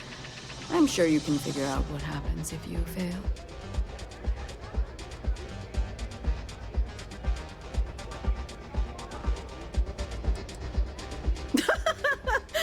You're too precious! Yes, of course they bet on our runners' lives. We're outside of the colonies and Freestars for a reason. Betting is a huge part of the Red Mile's appeal. How better to make the most exciting sport in the universe more exciting? Repeat runners draw bigger bets. You should ask Donovan how much bets on him were worth before he was forced to retire.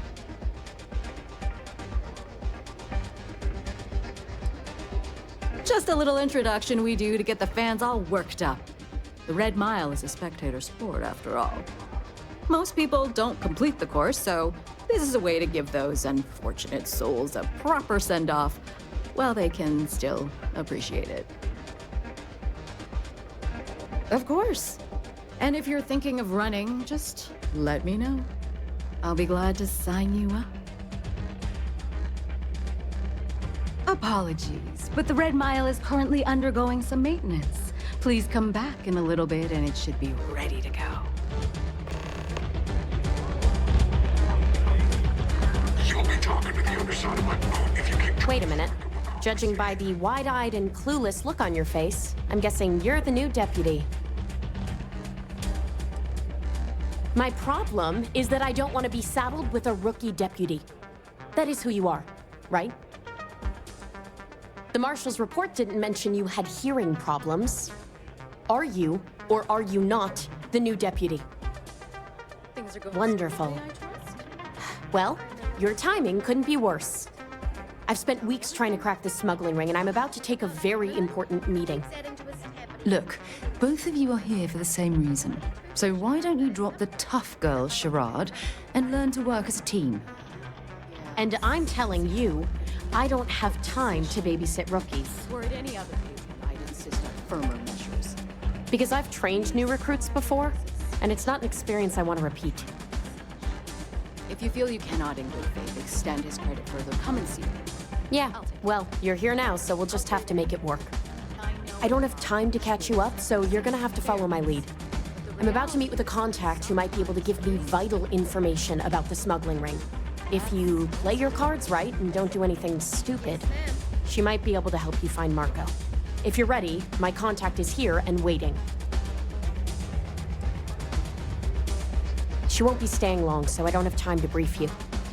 You'll find out everything you need to know when you meet with her. Something bothering you, Saki? I'm at a critical point in my investigation, and frankly, your presence here is an unwelcome complication. Now let's just get this over with. They keep demanding free drinks. Follow me. This isn't the most stressed out expected. Well, that is simply unacceptable. No question about it. It's partially my fault. I was hoping they'd curtail their aggression when it came to our staff, but perhaps not. If it happens again, tell them that on my authority, they're required to do like everyone else. I give them enough money as it is. If they disagree, they can take it up with me. Personally. You said you'd be alone. Yeah, well, things changed. Take a seat. Capitulating to a bully only encourages them. If you want to get them, you have to earn their respect. Who are you? A woman who's growing increasingly impatient, that's who. The deputy here is interested in meeting Marco to talk about that mercenary company he's been funding. Since part of that money is coming from his smuggling operation, We're working together. So you're investigating the first? Why?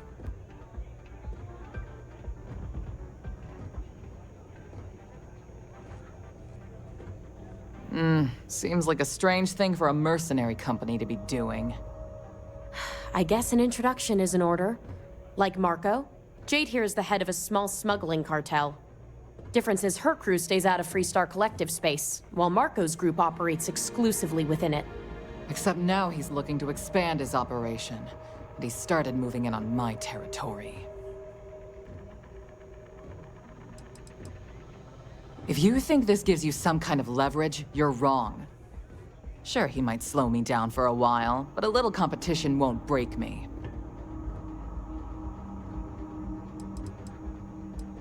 Because it might get a little awkward if my sister here had to arrest me.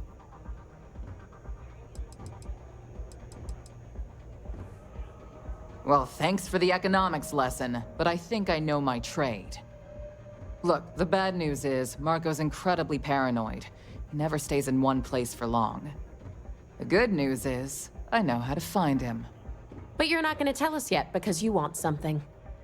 I want the same thing you do. I want Marco out of the picture.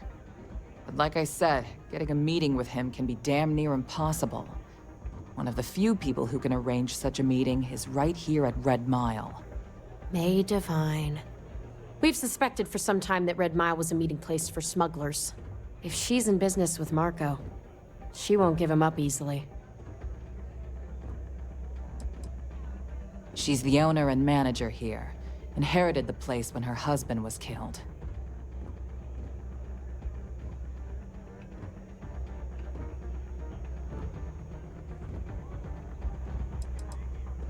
May's the key to this whole thing, but I don't know her. Maybe try to get on her good side? Yeah, well, so can she. I can tell you right now what she's gonna want, because it's the same thing she always wants. She wants runners. It's how she makes most of her money. Of course, people that hard-blooded aren't easy to find. Yeah, well, I'm not going out on the mile. That's a death sentence. There has to be another way. You've been a ranger long enough that too many people know your face and your name. Runners attract a lot of attention. If someone recognizes you and tips off May, this whole thing is shot. You, on the other hand, are just a deputy. It's pretty unlikely that a lot of people know you. You don't have to do this. We'll find another way to get to Marco. The Red Mile is incredibly dangerous. I just don't want to see you take a risk like that. Someone who volunteers to run the Red Mile, a deadly stretch of terrain just outside the cantina. It's infested with hostile creatures, and few people survive. The ones that do earn a reputation. All right, it's your call to make. If it's really as simple as asking May Divine for a meeting with Marco, then I guess that's all you need to do. We'll wait here for you. Try not to die, will you?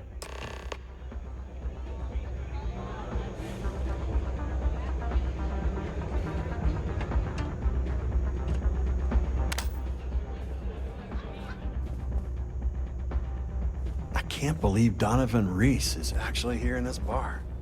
That guy's a legend.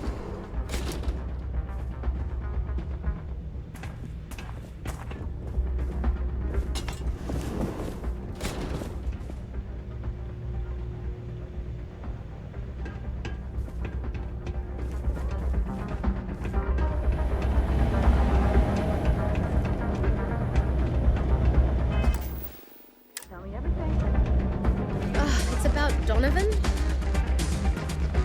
Hi, welcome to Red Mile. We've got clean rooms and neat drinks. Can I help you out with either of those?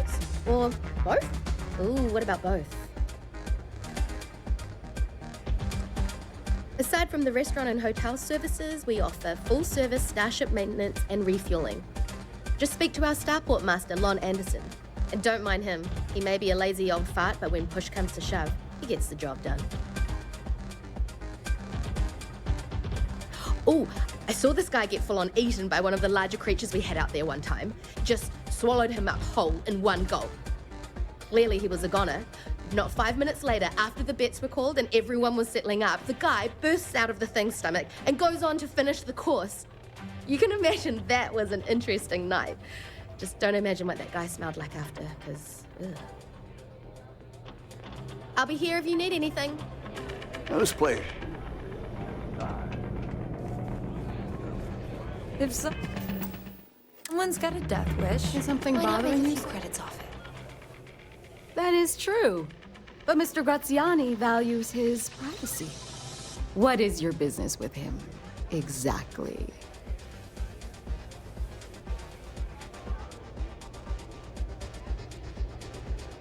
It's no small favor that you're asking. But yes, I can arrange such a meeting. It's been too long since we've had proper entertainment. If you're willing to provide it, I'll give you Marco. Are you prepared to run the Red Mile?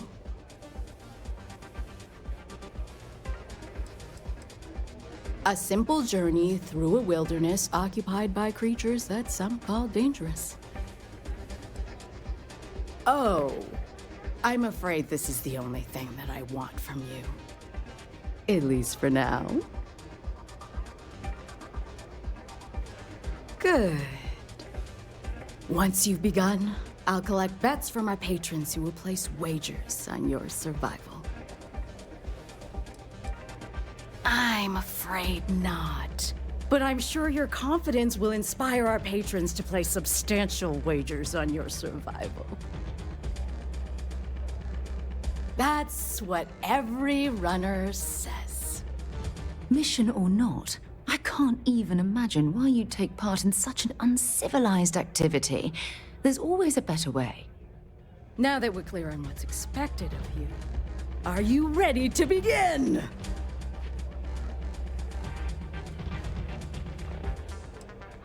Please do. Unprepared runners tend not to last very long. Things are going smoothly, I trust?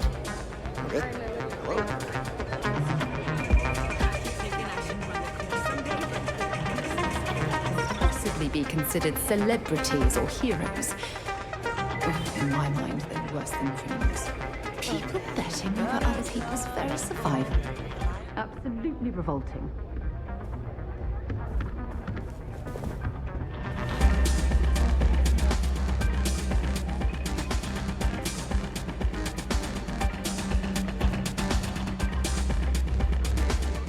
Nothing quite like the excitement of a run.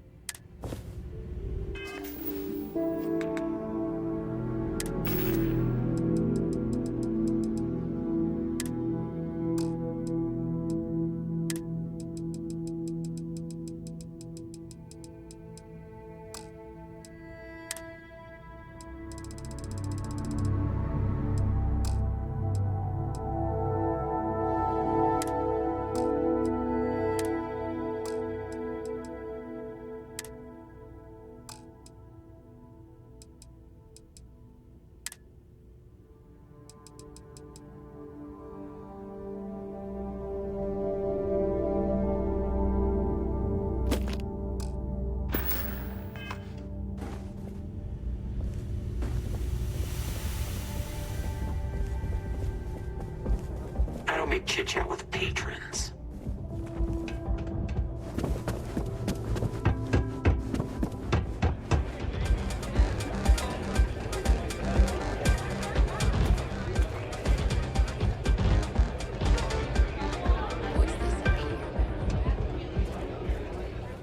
If only there was something else like this in the galaxy, so we wouldn't have to deal with this stuff here.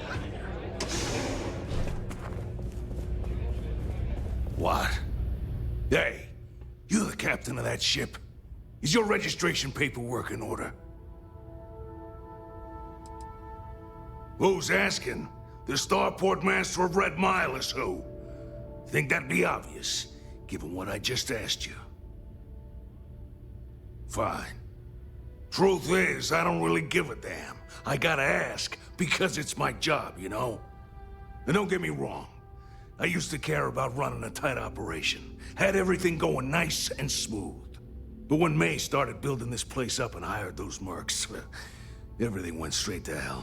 I voiced my displeasure, and now I'm on the outs.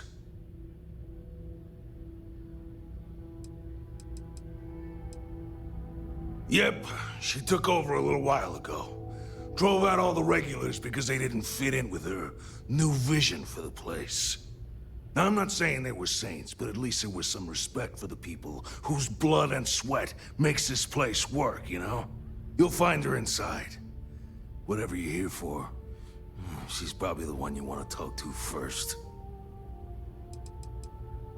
May's security. Bunch of wannabe soldier assholes is more like it. Call themselves Ecliptic. They think they're some sort of elite paramilitary unit. I'll tell you what they really are. They're nothing but punks with guns that get off on pushing people around. I get the need for having some security out here. We're independent. That ain't lost on me. But these guys are the worst of the worst. More trouble than they're worth, you know? And not by a little. Sure has. May, she's got these big ideas about making this place some kind of must-see attraction for the whole settled systems. You'd think she'd care a little bit more about the quality of the damn starport. Anyway, I'm sure you're already sick of my bitching. If you need parts for that ship, or a top-up on the grab drive fuel, that's me.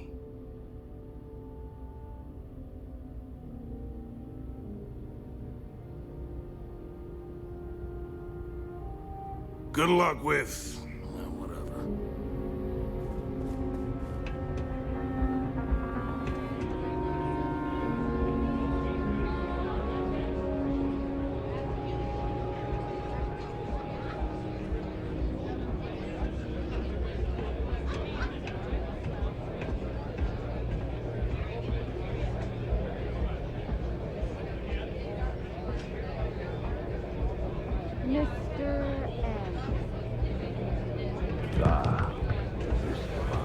Mess around and find out.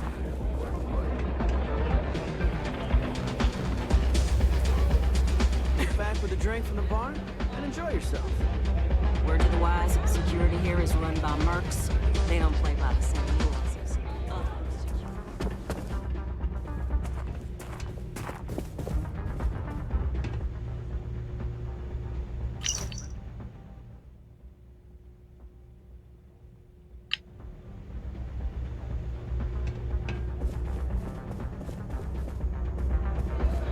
If you're looking to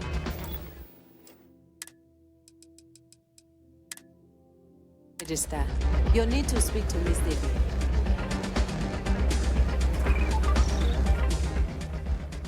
Very well. Follow me.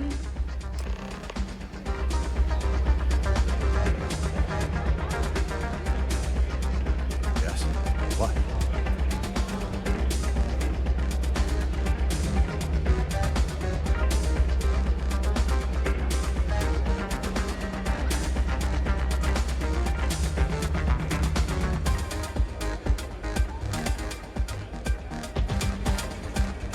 Your attention, please. Valued patrons and honored guests. For one brave soul, the hour of things ahead. Yes, a runner. First, the Red Mile.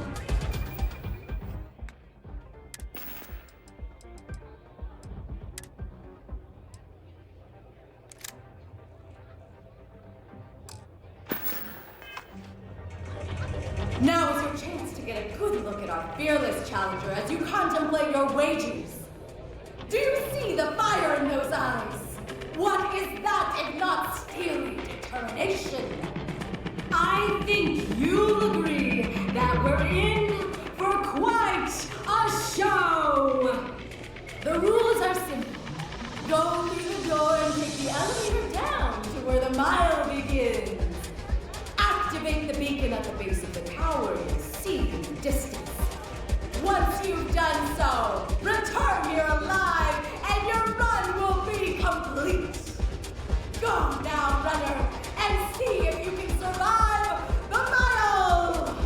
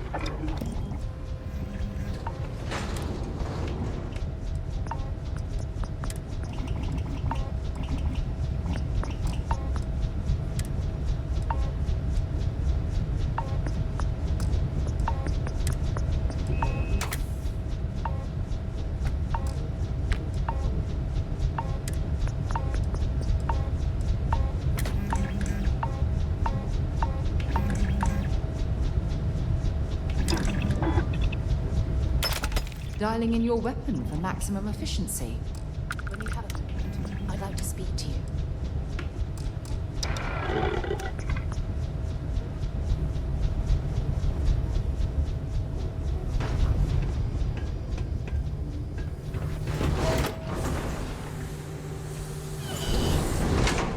Remember our last conversation when you told me the artifacts made your mind and body feel out of sync? Well, it got me thinking, so I dove into our archives and started looking through Constellation's older journal entries. Just because I wasn't familiar with the experience you described doesn't mean the same might have been true for my predecessor. Unfortunately, no. Other than you and Barrett, there were no records of direct encounters with the artifacts. I have to admit, though, I did get more than a bit sidetracked reminiscing about old times. Really? I'm surprised that I haven't. After reading those journals, all of the pleasant memories of my time spent with Aja just started flooding back. Aja Mamasa. She was the youngest member of Constellation when it was founded. Only took her 15 years to reach chair. Sorry, I sometimes get so caught up in my own bubble, I forget that I wasn't the first. She absolutely was. Aja was the one that taught me the ropes at Constellation and took me under her wing as her protege.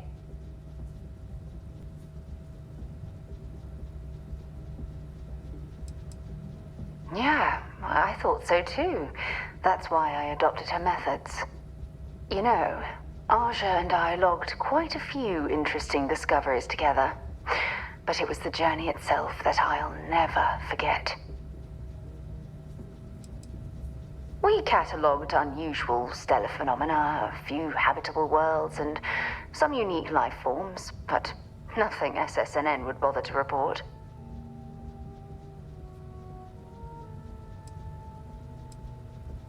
Exactly.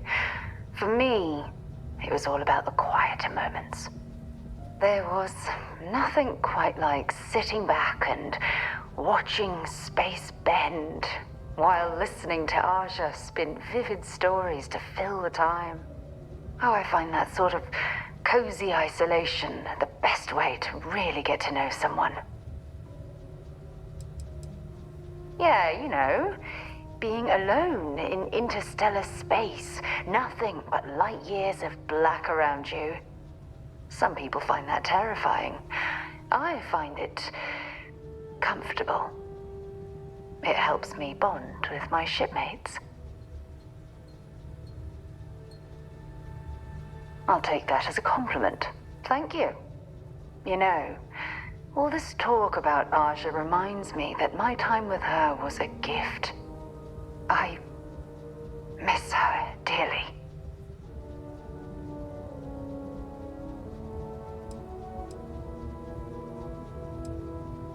Well, I respected her, and I considered her a dear friend, but we weren't in love. Had that been true, I would have resigned my post and moved to Parima 2 instead of remaining at Constellation. Come to think of it, if we're ever out that far, perhaps we could pay her a visit, and I could make proper introductions. Oh, don't worry. There's no bad blood between us. The worst that might happen is you get stuck listening to two old friends catching up on old times.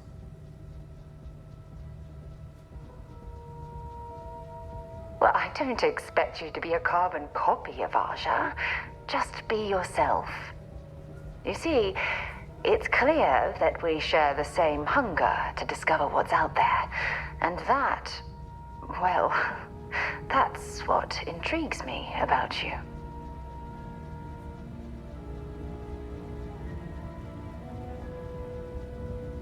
Good. Then we're both on the same page. Anyway, that's all I had to discuss for now, so if you'd point the way, we can continue our journey.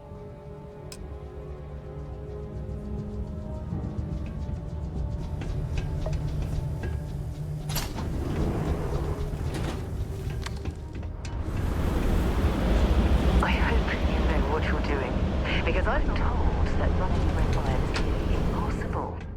Please don't tell me you're seriously considering making an attempt.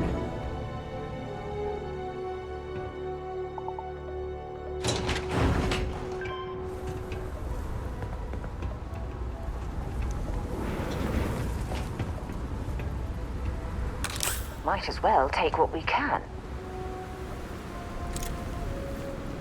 Wait. Did you hear that?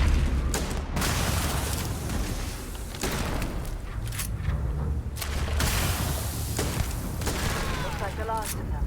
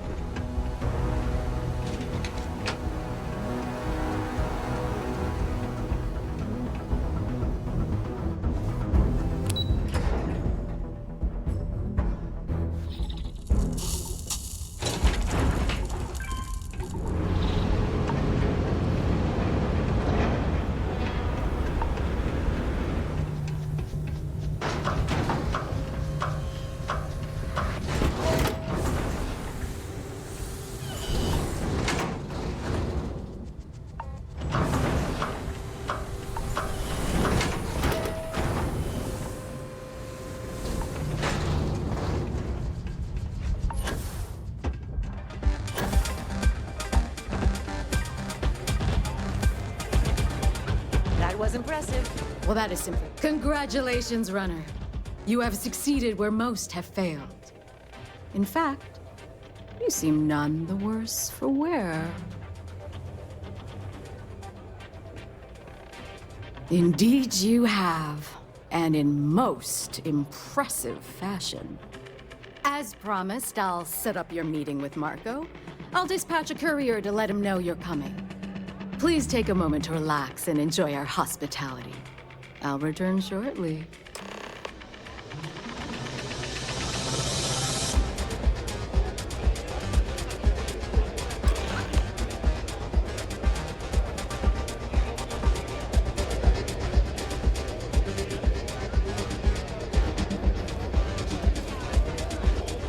Sorry, friend. I don't do autographs. You made it. You must be tougher than you look. You're back. Are you okay?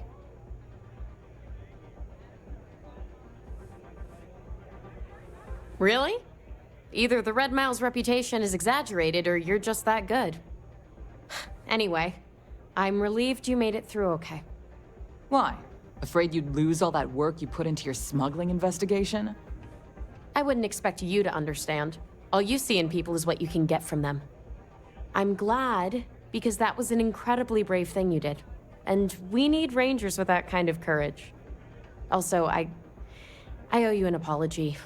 I was pretty awful to you at first. I'm sorry about that. No, it's not that. I had a bad experience with another deputy that I was training. I'll tell you all about it after this is over. Okay? So you need to stay alive, or you'll never hear the story.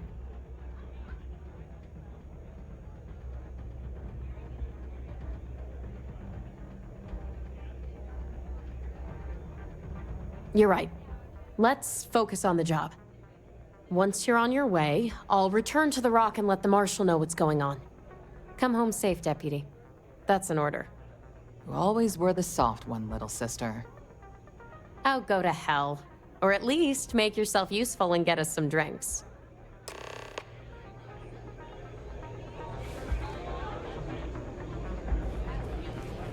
Don't see a lot of people survive the mile. I don't think System for the Rangers will help you.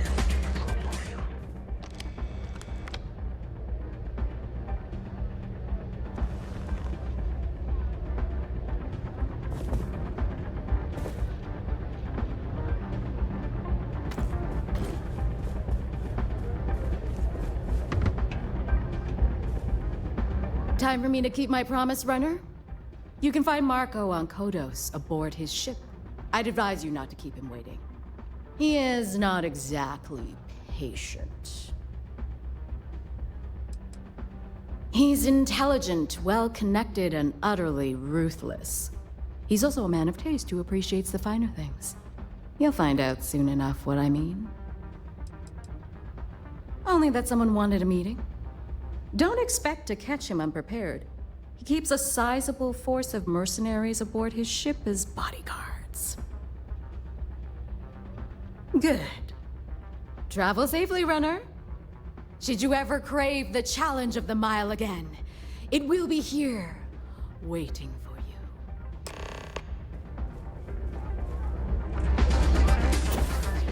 Excuse me.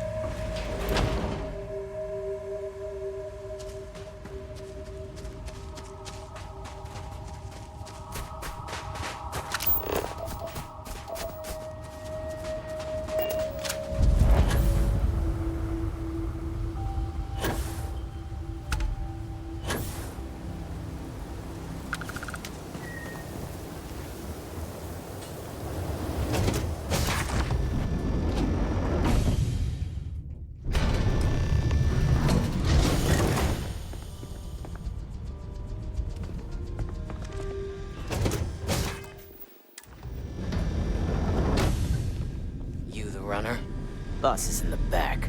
Well, one thing's certain.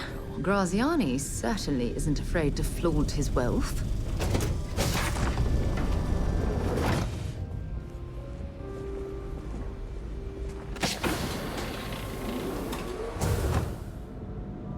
Better behave while you're in here.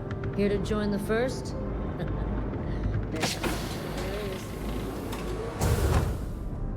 This music is gonna put me to sleep.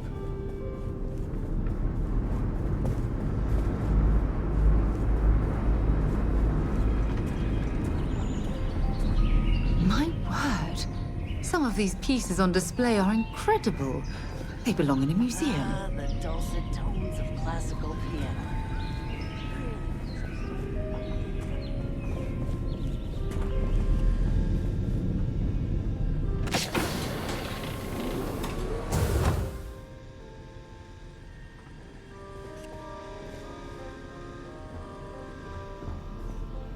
Welcome. May's message didn't exactly make it clear why you wanted to meet with me. If you're looking for work, my organization is always in need of pilots and security personnel, willing to take risks.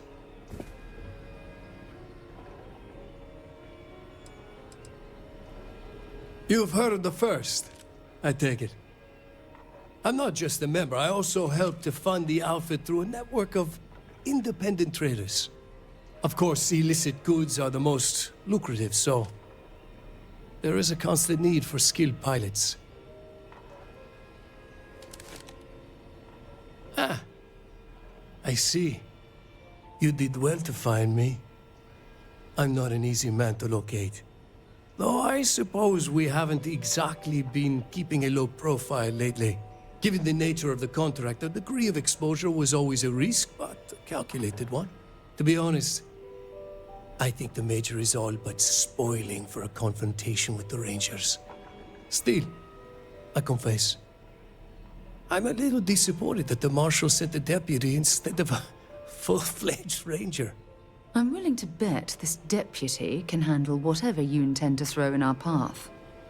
And who might you be? Sarah. Sarah Morgan. It's a pleasure to welcome you aboard, Sarah. It's clear you are a woman of refinement, as well as beauty. How about we skip the compliments and move things along, shall we? Your deputy friend here could have a bright future, assuming we all keep our heads. That's right. Major Hall spent 20 years in lockup nursing a grudge against the Free Star Collective. We all did. A lot of good men and women died for nothing because of those cowards you work for. You've chosen your side, and I've chosen mine.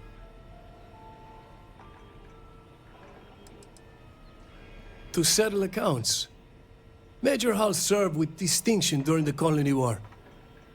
But the leaders of the Free Star Collective, they turned on him.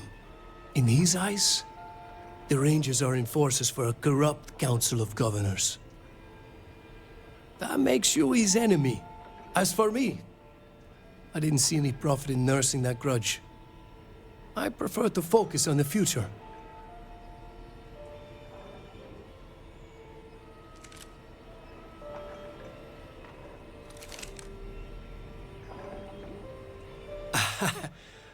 I'm not sure you are grasping the situation here, Deputy. You are on my ship, outnumbered by my guards, who killed you without hesitation. I'm a businessman. If you expect me to cooperate, I'm going to want something in return. I won't tell you everything. I do still have some loyalty to my unit. However, I can point you in the right direction. In exchange, I want the Rangers to let me operate with a free hand.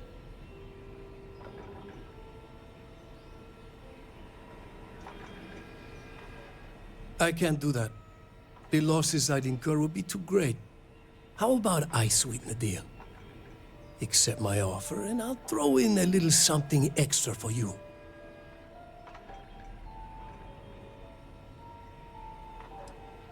I have a better idea. Instead, I tell you something you don't want to know, but you should. The Council of Governors is a group of greedy and corrupt liars who are using you and the other Rangers to protect their own interests. Do you really think they give a damn about the people of the Freestar Collective?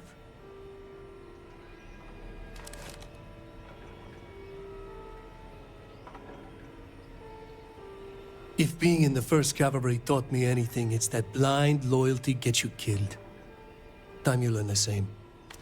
I'm gonna go down. Well, I suppose they're not going to need it anymore. Switching to a new target.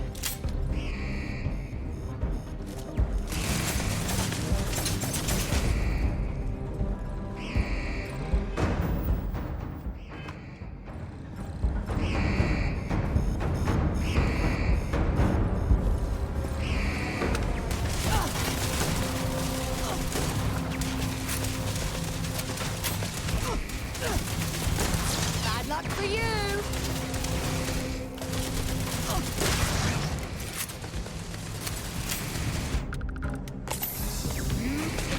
Wrong way to piss me off!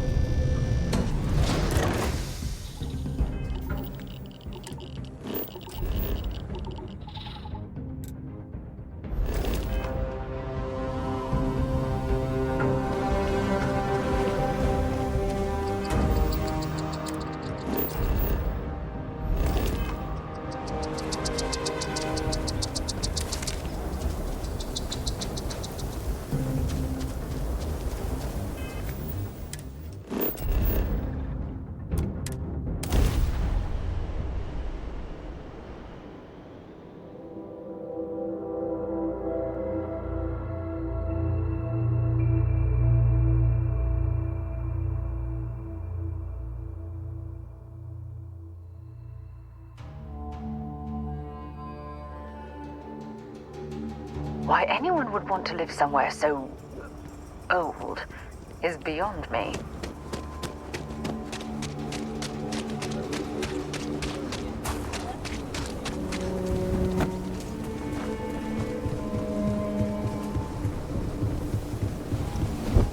Oh, looks like we got another. Sam has told me so many stories about Aquila City.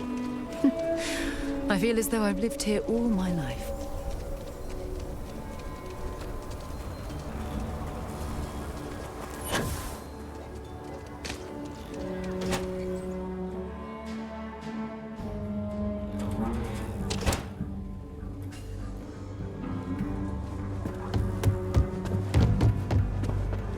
Well, hey there. Welcome to the Rock. These Rangers are some hard-blooded folk. They ain't afraid of you. I'm proud to be helping the Freestar.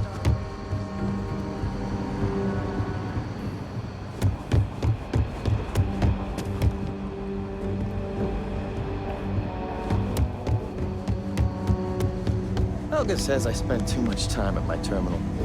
She's probably right. Hey there, Deputy. Good, good. If you ask me, I don't think they stand a chance. You're like an Ashta creeping silently through the high grass, waiting for your chance to pounce, and then boom! Down they'll go. So, did you get any more of those encrypted slates? Because, let me tell you, I am so close. Yeah, you know, big nasty four-legged thing with razor-sharp teeth, fast, quiet, deadly. Maybe you'd never heard of them. I mean, it's only the most dangerous predator in basically the universe, so why should you have?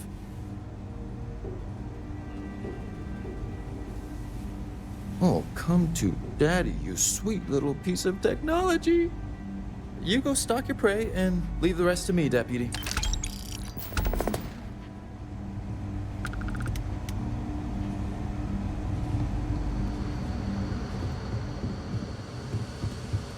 Come in, Deputy. Take a seat. This won't take long. While you've been in the field, we've had more reports about farmers being threatened and attacked. Unfortunately, some didn't survive. Not really, no. We can't be everywhere at once. Right now, our best hope to stop them is you.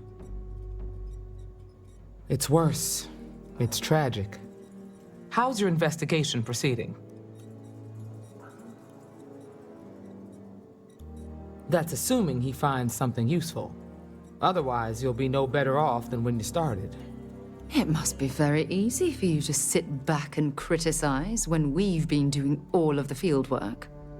I've done my part. Besides, this is Ranger business, so why don't you keep your mouth shut? Let's move on. I asked the other Rangers to share their opinions of you, and there are some things I want to go over. We'll start with Ranger Callow in Hopetown. She was grateful for your timely arrival, and impressed you had the guts to take on those pirates. Nia says you came on pretty strong with Ron Hope. Tried to lay down the law with him.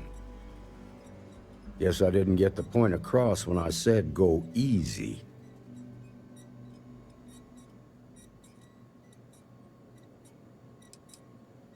Sometimes the job requires a certain finesse. You'll get the hang of it. Excuse me. Let's continue. We've got a detailed report from Ranger Price about your recent visit to Neon. He said you met an informant who asked for your help, but you talked him out of it.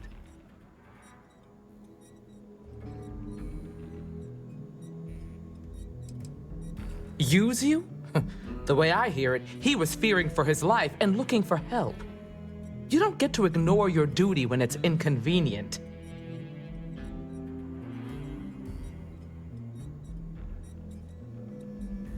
That's the right way to think about it. You definitely went above and beyond, and the Marshal and I thank you for that.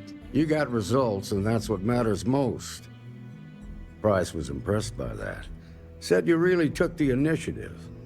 Ranger McMillan praised what she called your uncommon bravery and dedication. She said you took on the Red Mile so you could get a meeting with Marco Graziani.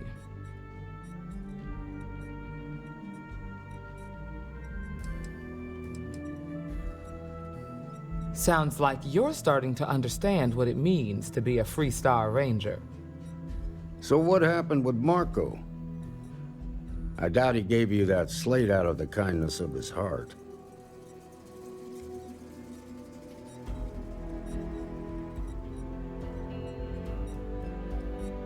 I suppose underestimating you was his last mistake.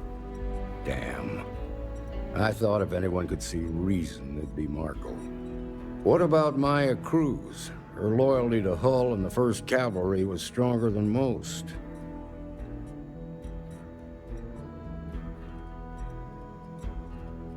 I guess I'd want the same thing if I were in her place. Excuse me, Marshal? Not now, Alex. We're in a meeting here. I know, but this is important. I've done it. I've cracked the encryption on the slates. Now, I don't know exactly where the First are headquartered, but there are references to a place called the Factory. The Factory? That was our nickname for the main facility where the mechs were manufactured. Under the terms of the peace treaty, they shut all the mech factories down right after the war. But they didn't destroy them. At least not all of them. Never saw it myself, but I know it's a large facility mostly underground. If the First are occupying it, they'll probably have set up defensive positions throughout the complex.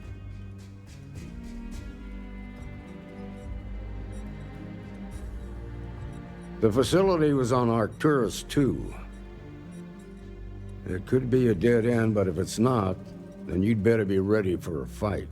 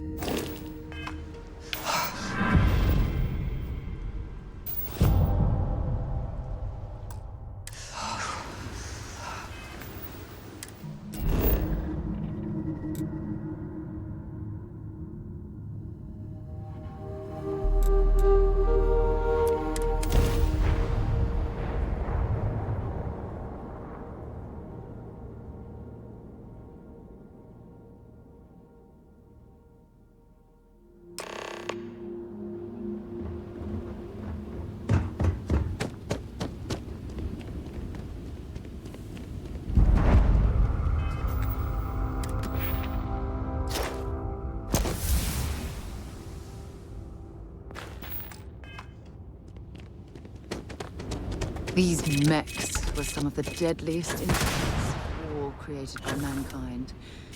It's a relief that they've been outlawed by the armistice. Marshal Blake must be getting desperate sending a lone deputy out here. But I'll give credit where it's due. You're a hell of a pilot. If you came here seeking justice, it's waiting for you inside.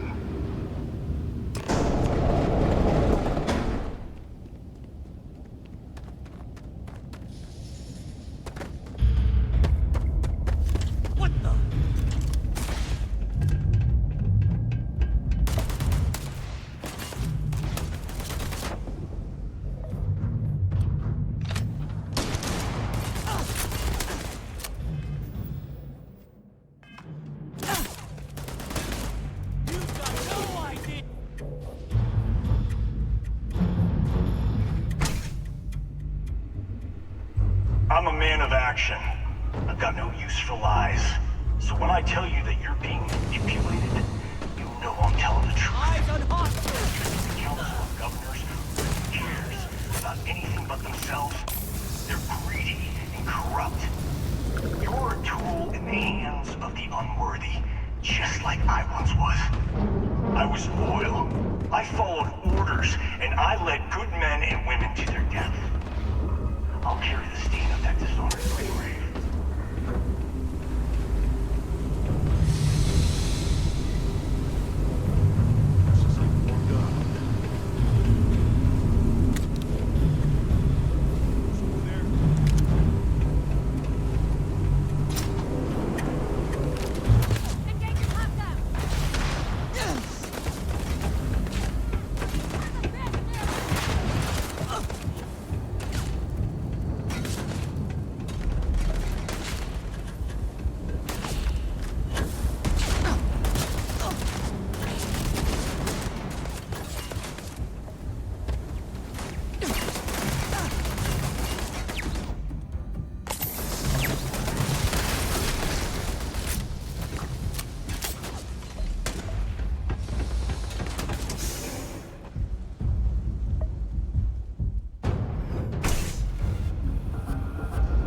First Cavalry was the greatest fighting force the Freestar Collective has ever seen.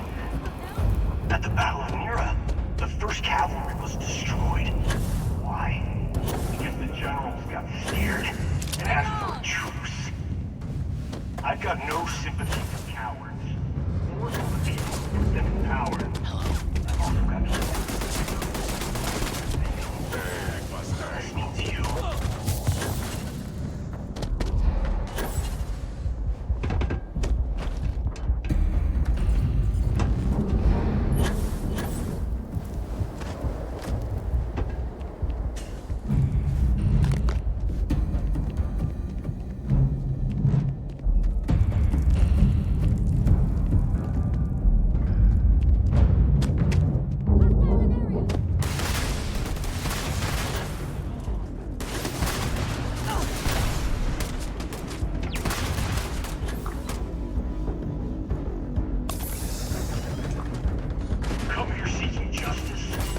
What about justice for my soldiers?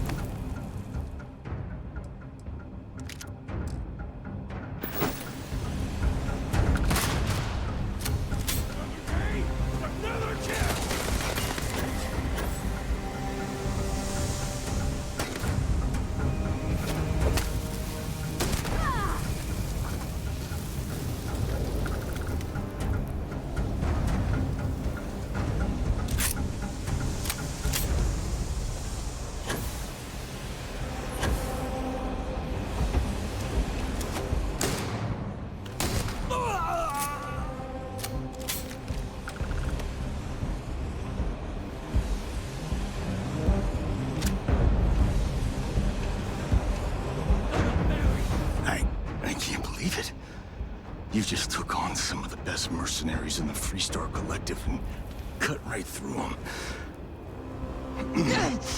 If we'd have had more like you in the war, we could have planted our flag in New Atlantis. I can't believe it.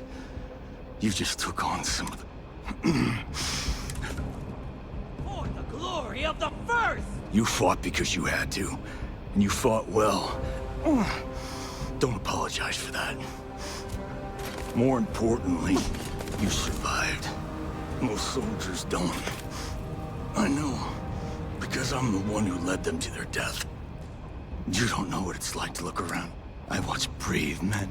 I saw mech pop. Those deaths didn't... We've both seen it. You have no... You really want to know? Last chance, Deputy. But if you still... We'll see about it. Not long after I started the First, I refused to... Imagine my surprise. He offered me a lucrative contract to take possession of certain farms throughout Freestar space.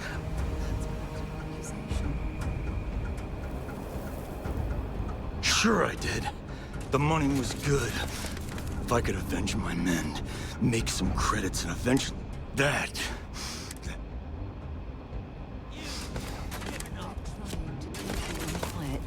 I'm gonna make this easy for you, Deb. I'm gonna die the way... But first, when the next war comes, and it will... Now my unit's waiting for me. Goodbye.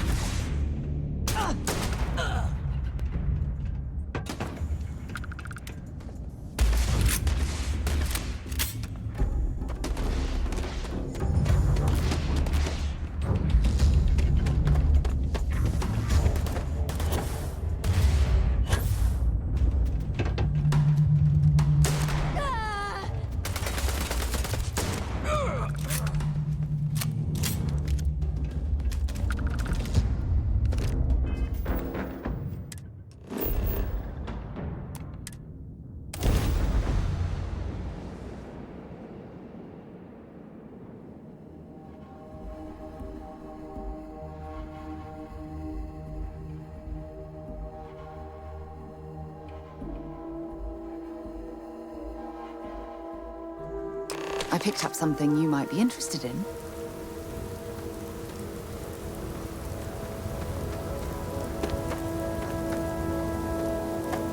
Hey. Yeah, take a look at this. Bye. I don't want to hear any complaints.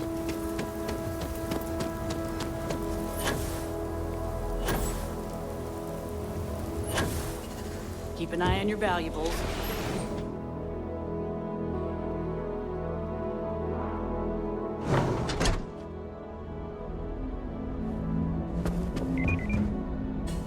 Ron Hope certainly embodies the saying, spared no expense. We'd be dust except for the factory.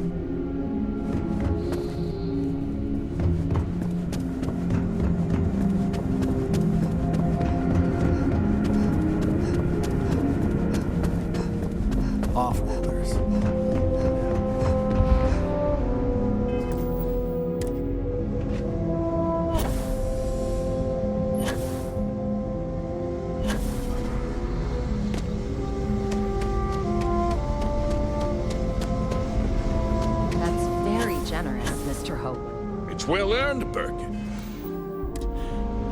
Just keep it wholesome. We set some ambitious quotas. And you met every one. Well, I won't pretend it was easy, but everyone pulled together and we got it done. I'll let you share the good news. Whenever and however you like. Thanks. I appreciate that. Workers like to play hard here. They deserve it. Something more you need, Deputy? Good to see you again. Well, I've just received a report from the Marshal about your progress.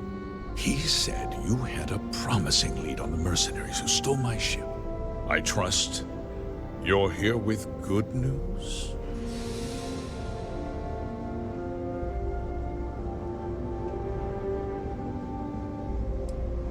Of course. What have you learned?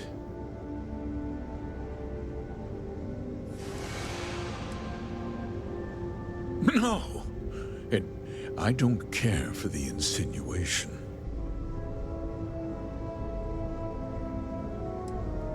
Oh, the same Paxton Hull who was court-martialed during the Colony War? Well, I've never met the man, and I can't imagine why he'd make an accusation against me. Don't presume to question me. You know who I am.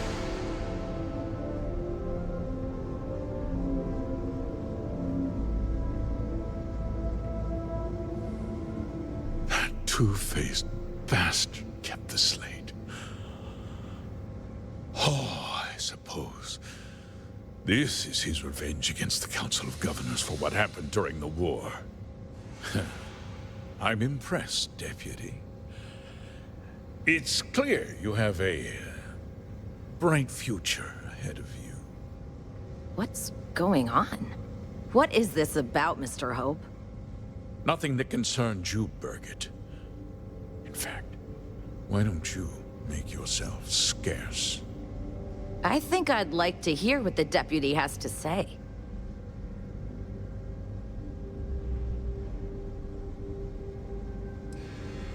Of course. Of course. Allow me to explain, and you'll see that I certainly did. The truth is, we've been falling behind the competition. Significantly so. We needed solutions. A few years ago, I began to diversify. We started to research chemicals, fuel, those sort of things. We developed an experimental fertilizer. And it failed utterly. It wiped out entire crops. I was prepared to write the whole thing off when we made a discovery that changed everything. Turns out, our fertilizer was transforming the soil, bolstering its mineral content tenfold.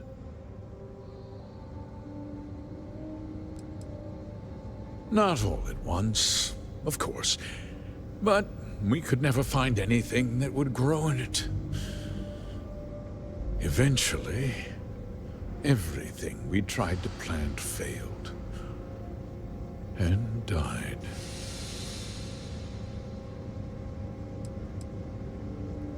We donated the fertilizer to select homesteads and let the farmers do the work. And when the time was right, we cleared the farm and brought in machinery to harvest the mineral-rich soil. The reduction in labor and materials costs sent my profits soaring. So those farmers poisoned themselves, and you ended up reaping profits.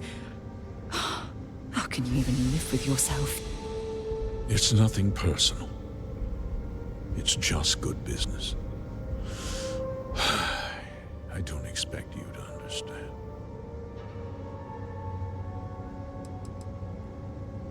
Look around you. Everyone in this building, in this town, is depending on me. I provide the jobs that put food on their tables, clothes on their backs, and roofs over their heads. The fact is, the business hasn't been doing well lately. Without drastic action, cuts would become unavoidable. These people work hard for me, and they trust me to do the same in return. I will not let them down.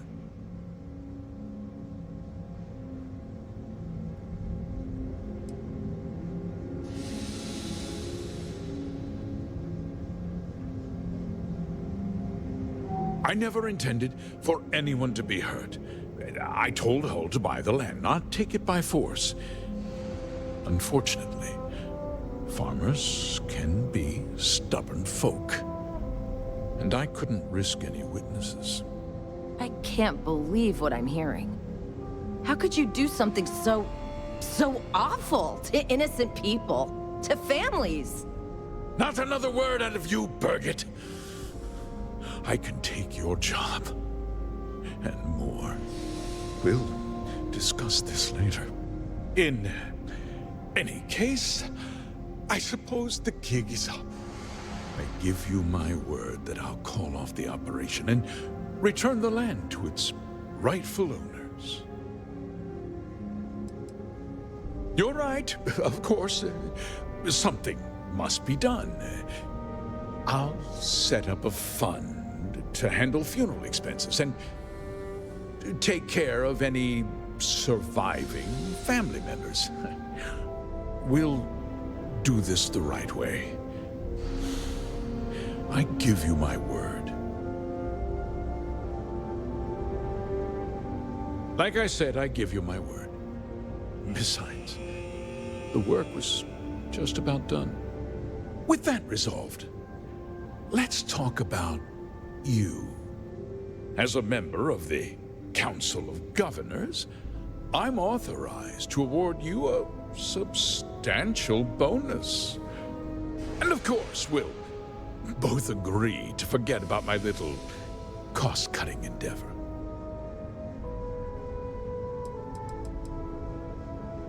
Did I not make myself clear? I'm offering you a reward for a job well done. Nothing more. And with that job so capably done, we'll consider the matter closed. I'll be needing that slate from Major Hull, of course.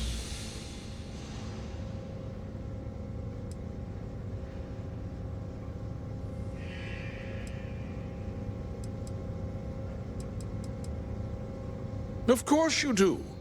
But first, take a moment to consider the big picture. I'll do what's necessary to protect my company and my employees. If you tell anyone about this, you're risking their livelihoods. Do you really want to put all these people out of work and make their families suffer?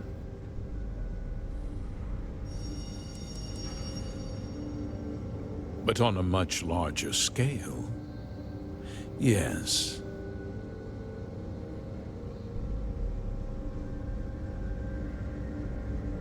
Justice can be complicated, Deputy. Sometimes the cost of exacting justice is greater than the cost of doing nothing. I'll make myself very plain. I won't let you jeopardize my reputation, this company, or the people who work for me.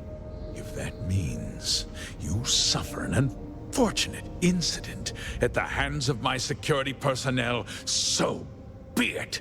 I'm important. You're nothing.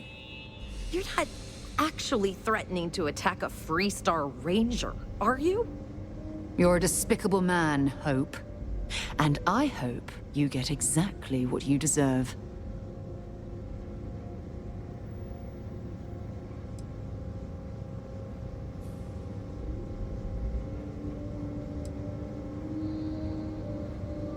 Such a shame to see a promising career cut so tragically short.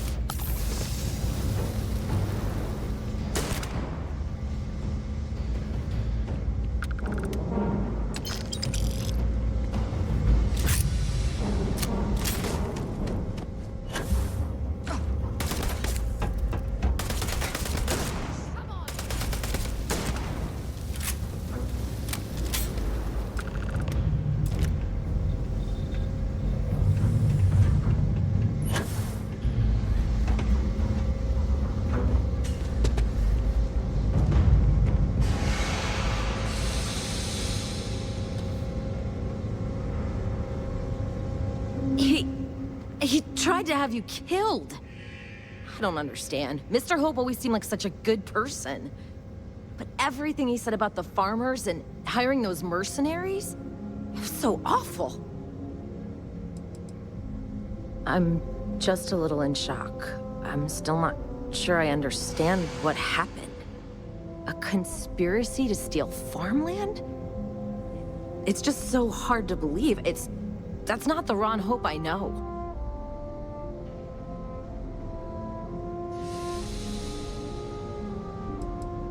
He never seemed that complicated to me. He always looked out for us, for his employees.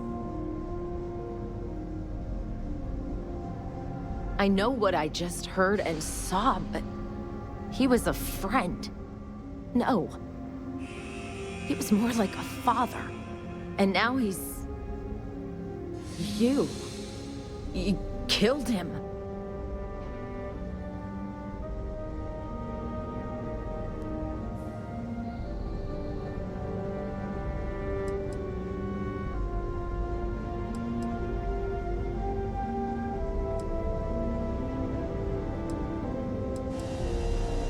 Nobody should ever want that. Especially when it means killing someone who meant so much to so many people. What happens to us now?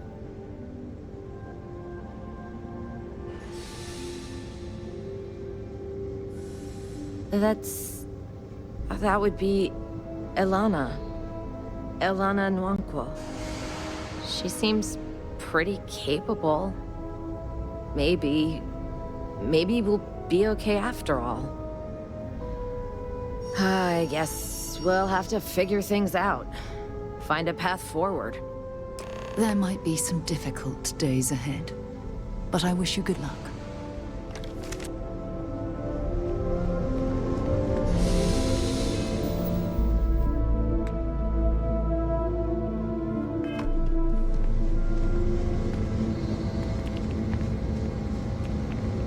I feel sick about... Thanks for taking time to chat. But what could I do? I really need a friendly ear right about now. I received a message from Constellation, and it's given me a lot to think about.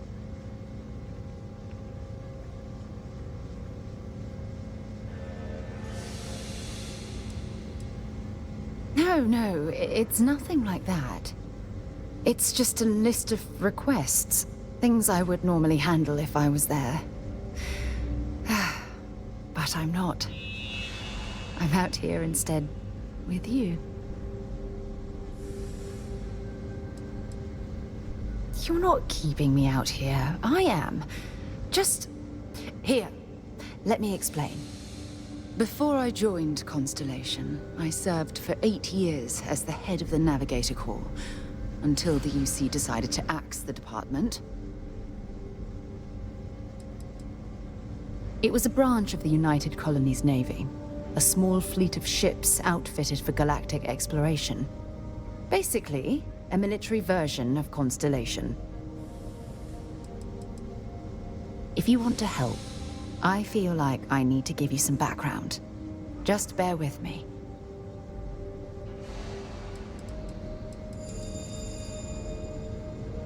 Yeah, sure. Some more than others. You see, the top brass demanded press-worthy discoveries to justify the spending, and money was tight after the war. Shutdown was inevitable. At the end of the day, I was in charge, so the blame obviously fell on my shoulders. Seriously? The Colony War, of course. You know, that little incident that caused the death of thousands of decent men and women as they squabbled over border disputes. That war. Oh, like hell I can't. You once told me that you favored the journey over the destination. So I'm hoping you'll understand what I'm trying to say. I failed because I was more concerned about exploring the stars than pushing a pencil. If I had fought harder, I'm convinced our division may have had a chance to prove its value.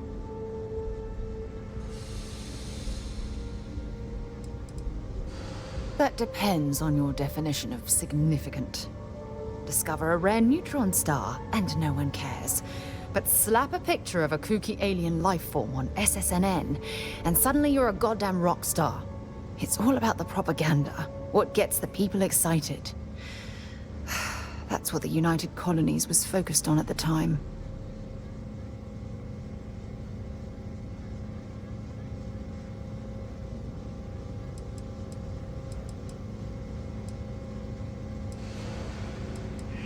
That's just it, though.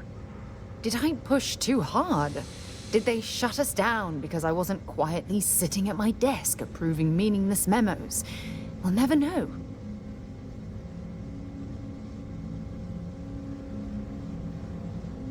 Well, that brings us to this message now, doesn't it? Call it whatever you want. My drive, my initiative, my optimism. It's been my greatest strength and my worst nightmare.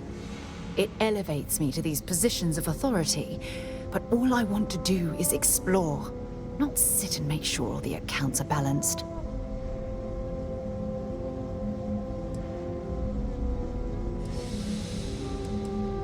Yes, exactly. If it's obvious to you, imagine how obvious it is to someone like Barrett or Mateo. Oh, they must be itching to replace me by now. God damn it.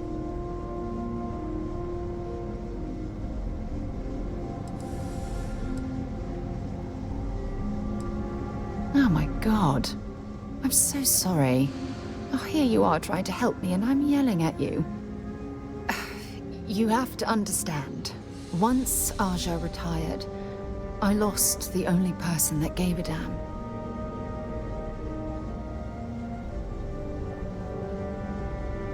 Of course you do. I'm just not thinking straight right now. Phew. This has taken a lot out of me, so maybe we should just leave things right here. But thank you for being there and listening. It helped. It really did.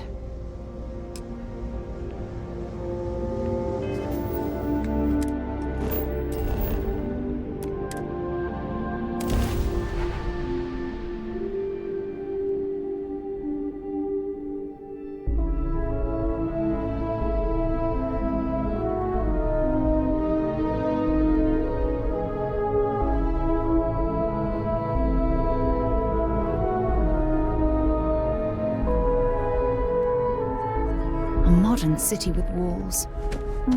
Quite a throwback, wouldn't you agree?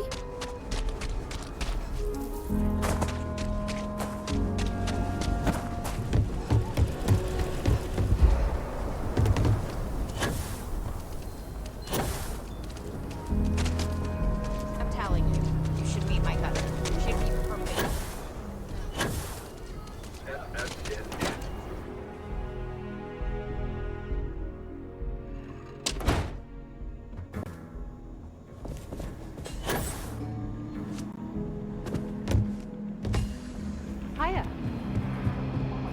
You're back. Good to see you back safe, Deputy. What's the word on the mech factory? Were the mercenaries hiding out there?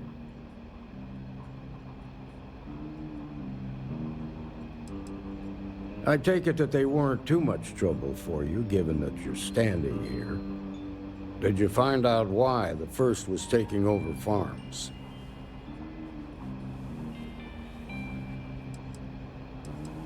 What?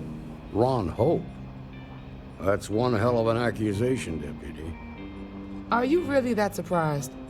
Hope's always had a reputation as a man who'd do anything to succeed. He's on the damn council, Emma. So he can make laws favorable to his business interests. Sure, he's known to look after his people, but do you really think he gives a damn about some farmers on Montara Luna? Did Hope explain his motives at all?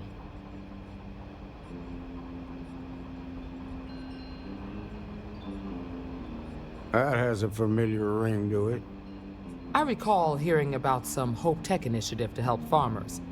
At the time, I just figured it was a PR stunt. Seems a little more sinister now. Please, tell me you've got some evidence to back up these extraordinary claims.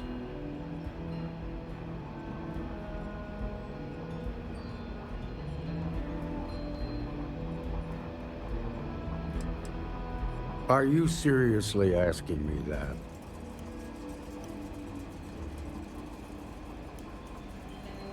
All right, let's see what you've got. Interesting. Yeah, this is pretty damning. Especially this last bit about destroying the slate. And you confronted Hope about this?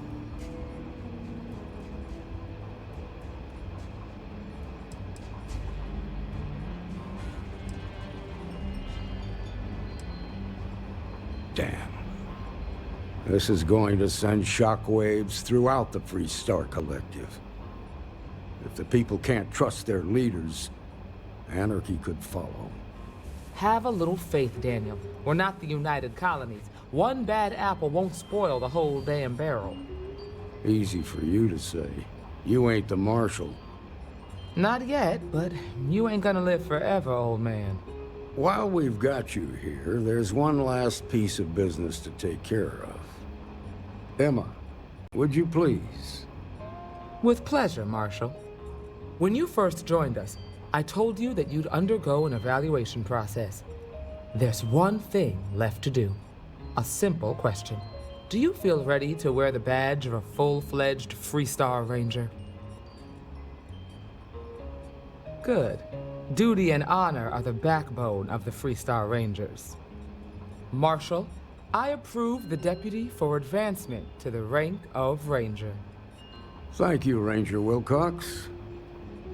In your time serving as a deputy, you've shown exceptional courage, fearless tenacity, and a high regard for the safety of our citizens. By the authority granted to me by the Council of Governors, I hereby promote you to the rank of Ranger. Here's your badge. Wear it with pride. But don't forget the solemn responsibility it represents. Thanks to my own personal biases against the Freestar Collective, I was skeptical when you originally accepted the appointment. But seeing you in this moment, I have to admit that I am bloody proud of you. Well done. You've shown that faith was well placed. Let's hear it for our new Ranger. Welcome! Way to go! Great job, Ranger!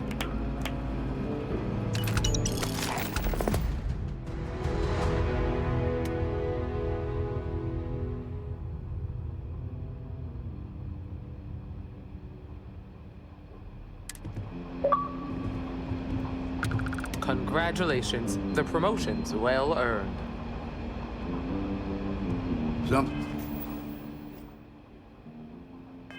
you need from me? Be safe out there. Keep up the good work. Good to see you. Hey, boss. Got some more dispatches.